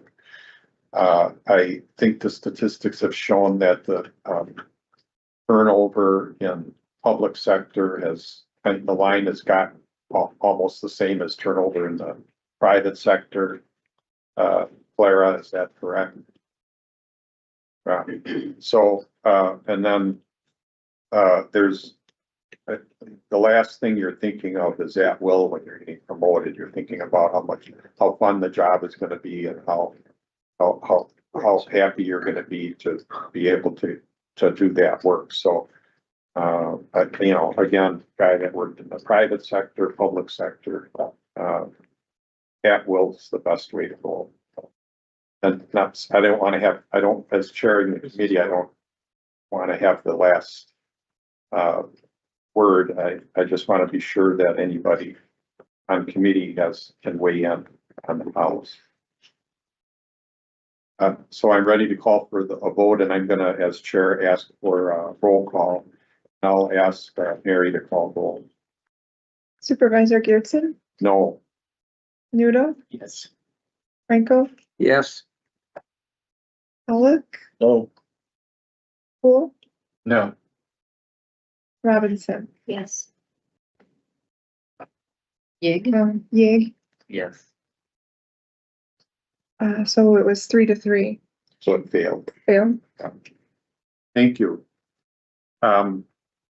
We're on to audit of bills. We've got that done. I think we have a quorum signed on the bills, but if anybody else, wanna sign those, we can now, I'll return it to, report, from department heads and Barna, and have some report. We can do human resources first, excuse me. Oh, thank you. Good evening, everyone. Clara Kappa. Good evening, Clara. Hi. Hi.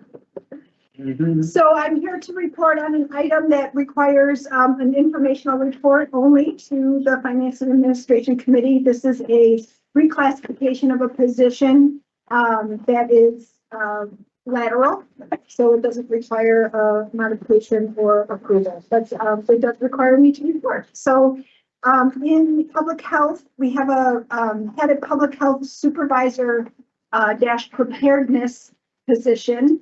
And because of funding and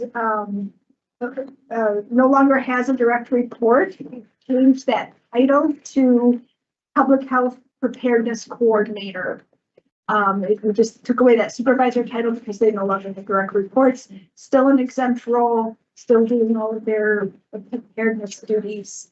No change in pay. So that's my report. Okay, thank you. Check that box, and that's a good report. Thank you. Okay.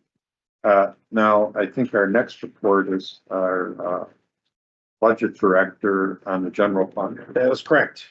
So I just handed out a copy of the general fund report.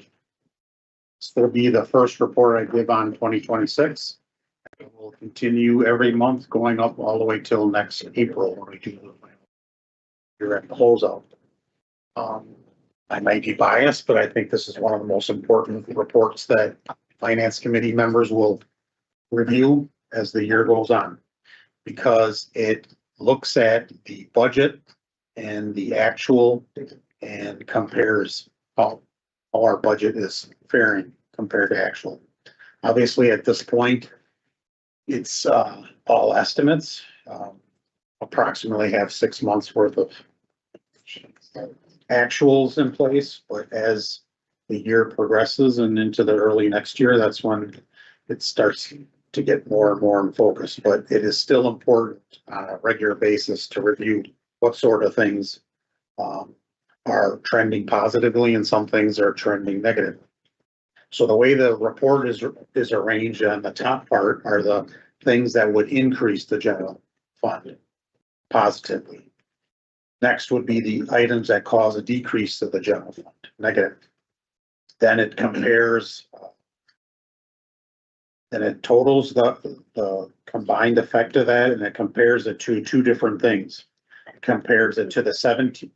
There's a county board approved minimum requirement of 17% of the general fund toward overall general fund expenditures. A few years back, we also approved a target of 30%. say the county board approved 30%. We arrived at that percentage because rating agencies tend to look at that as a good range to be in. The importance of having a good general fund, healthy balance, is that it provides funds for when we have that economic downturn. Multiple things are working against a sales tax going down. Nobody's selling houses. People are falling delinquent against their properties, not getting their tax. Lots of bad things can all kind of snowball. This is why this is important. So enough of the lecture on why this is important. So let's get to the details. So the items on the top part that are trending positively are, the first one is sales tax. So that's currently the estimate there is $1 million surplus in sales tax. So far we've had 4 months of sales tax receipts recorded or reported from the state to the county. It's 4 months because there's always a 2-month lag. So in June, toward the 3rd week or so of June of each month is when we get the sales tax amount. So we have 4 months on the books thus far. 3 of those 4 months were all-time records for that month. Overall, we're 14% up in the first 4 months of the year. Traditionally, or I should say historically, we've been kind of in the 4 to 5% increase year over year. And like I said, we're trending at 14%, so we're very good. It's, I went back and looked because I inherited the spreadsheet from Dave, but it goes back to 1991. Perfect. It's a very good spreadsheet. That is the best start year over year that we've had, 14% for the first 4 months. I'll said around sales tax. Next is human services operating surplus. That's a very conservative, very early look at human services. They reported that they had received additional revenue, ARPA funding from the state. And then they also have currently an estimate of 100,000 surplus and vacancy in Division of Aging Disability. Next, I have a treasurer revenue surplus of 210,000. That's a combination of increase over budget for the penalty on delinquent taxes revenue and interest on taxes. Next, we have public works operating surplus. Chris Walton was here earlier. He went through and did a thorough analysis of budget to actual with his different divisions, and cumulatively we're projecting conservatively a $200,000 surplus there. We also take a look at all the miscellaneous things, all the smaller departments, and that's adding up to a slight positive of 150,000. We tend to lump the circuit court, county clerk, and register of deeds for revenue, and that is trending positively, 150,000 surplus. The main driver of that is the register of deeds. Their fees and transfer tax and their regular fees are trending much higher, partially because recordings are up 13% year over year. Now we go to the bottom part of the report. These are the projected deficits. So in the sheriff's department, we have an operating expenditures deficit of 700,000. Sounds like a lot, but that's much better than it has been in recent years. So I'm very pleased to report that. The drivers on that is overtime. We have some vacancy offset against that overtime, and the overall other miscellaneous expenditures are basically breaking even. So we're in a good spot there. The bottom line there also shows Sheriff's Department operating revenue break even. That's also a very positive result to have, isn't it? And break even. The drivers there are, we have a decent surplus on our inmate revenue as we have more than we budgeted for. On the flip side, when you have more for those federal inmates, it drives the overtime up a little bit, so it's still between those two, much better than we have been in most recent years. An early projection on health insurance deficit is 500,000. Having to do with claims, our prescription costs are holding their own and doing well. This fluctuates greatly. We're self-insured, which means that we don't pay an insurance company a percentage. We are taking on the risk for that. There's multiple ways that we mitigate the risk that we take. We have stop loss insurance, which protects us. So per member, meaning per employee, per dependent, there's a maximum of 200,000 that we can incur in claims, and then we have an insurance company that reimburses us. You know, we pay for that insurance, obviously, but that's how we protect ourselves. The investment interest revenue at this point is trending negatively in 450,000, mainly because we have a unrealized gain on investments. Where we differ from the private sector when it comes to that, they don't book unrealized gains until their losses, but because government auditing, government accounting requires us to record unrealized gains. So at this point, we're trending negative. The tax delinquency reserve, that is a very early look at that, and we're showing that as a negative 300,000. So that's a reserve that we have for tax delinquencies related to tax collections. The next one, reserves to fund subsequent year budget approved. So every year we have $300,000 that we put in our budget that we use reserves for. In 2026, we reserve those $300,000 amounts for these three items. We had 125,000 that went to the sheriff's department for their law enforcement mental health program. 100,000 of it went to IT for scanning projects that are constantly coming up, and that saves us money by scanning it in, and I having to keep all this paper. And the last one is to offset the county executive's budget of 75,000. That adds up to 300,000. So that's going to be on every report from now until April. Next one is workers' compensation insurance deficit of 10,000 minimal on the top part. I skipped liability insurance. Those are both about breaking even between the two. I also skipped vacancy surplus there. It was a small surplus of 65,000. So again, altogether, it's showing about break even, about 25,000 to the good. That puts us at 26.7 million because we had that to last year's final closeout number of 26.68 million.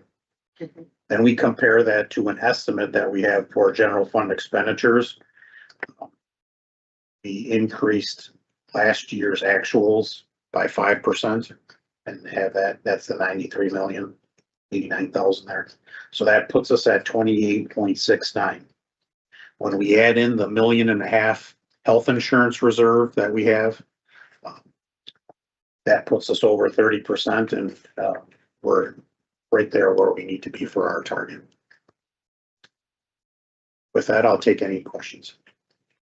The floor is yours. Just, I mean, if you know offhand, where we got the 26 and 30.30%, what's the highest we ever had that you can recall? If you can, you know, anybody can. I remember at one time we were in the 31 range. I don't think we ever got as high as 32. You know, these periodic reports during the year, there might have been one that hit 32, but we've never, every year, okay, when we've added to the general fund, we've been at the highest level that we've ever been. Okay. So that's good. Just any more comment or question? Luke, is the unrealized gain, is that on the general accounting fund? That's the general fund. These are investments of the county. Yeah, right. It's not sitting in the bank, it's working. Right. And so that's not guaranteed that that'll stay there. That's almost guaranteed it's gonna move. Right. Either up or down. Right. Okay, okay, I just want to make sure I understand. I think that's all I had. I eat back. Thanks. Any more, Barnett? Nope. Any more questions from committee? I think that concludes. That the concludes the Any report. Other than the exposure draft, are there any more reports? I have none, no. Okay. Since our meeting, we did so much heavy lifting today, thank you really to the committee, and I thank you to the one Public Works member that's here, but for the Public Works Committee and to all the staff, all the hard work you did and to help us with all the policies you addressed tonight. I'm gonna be short on my exposure draft.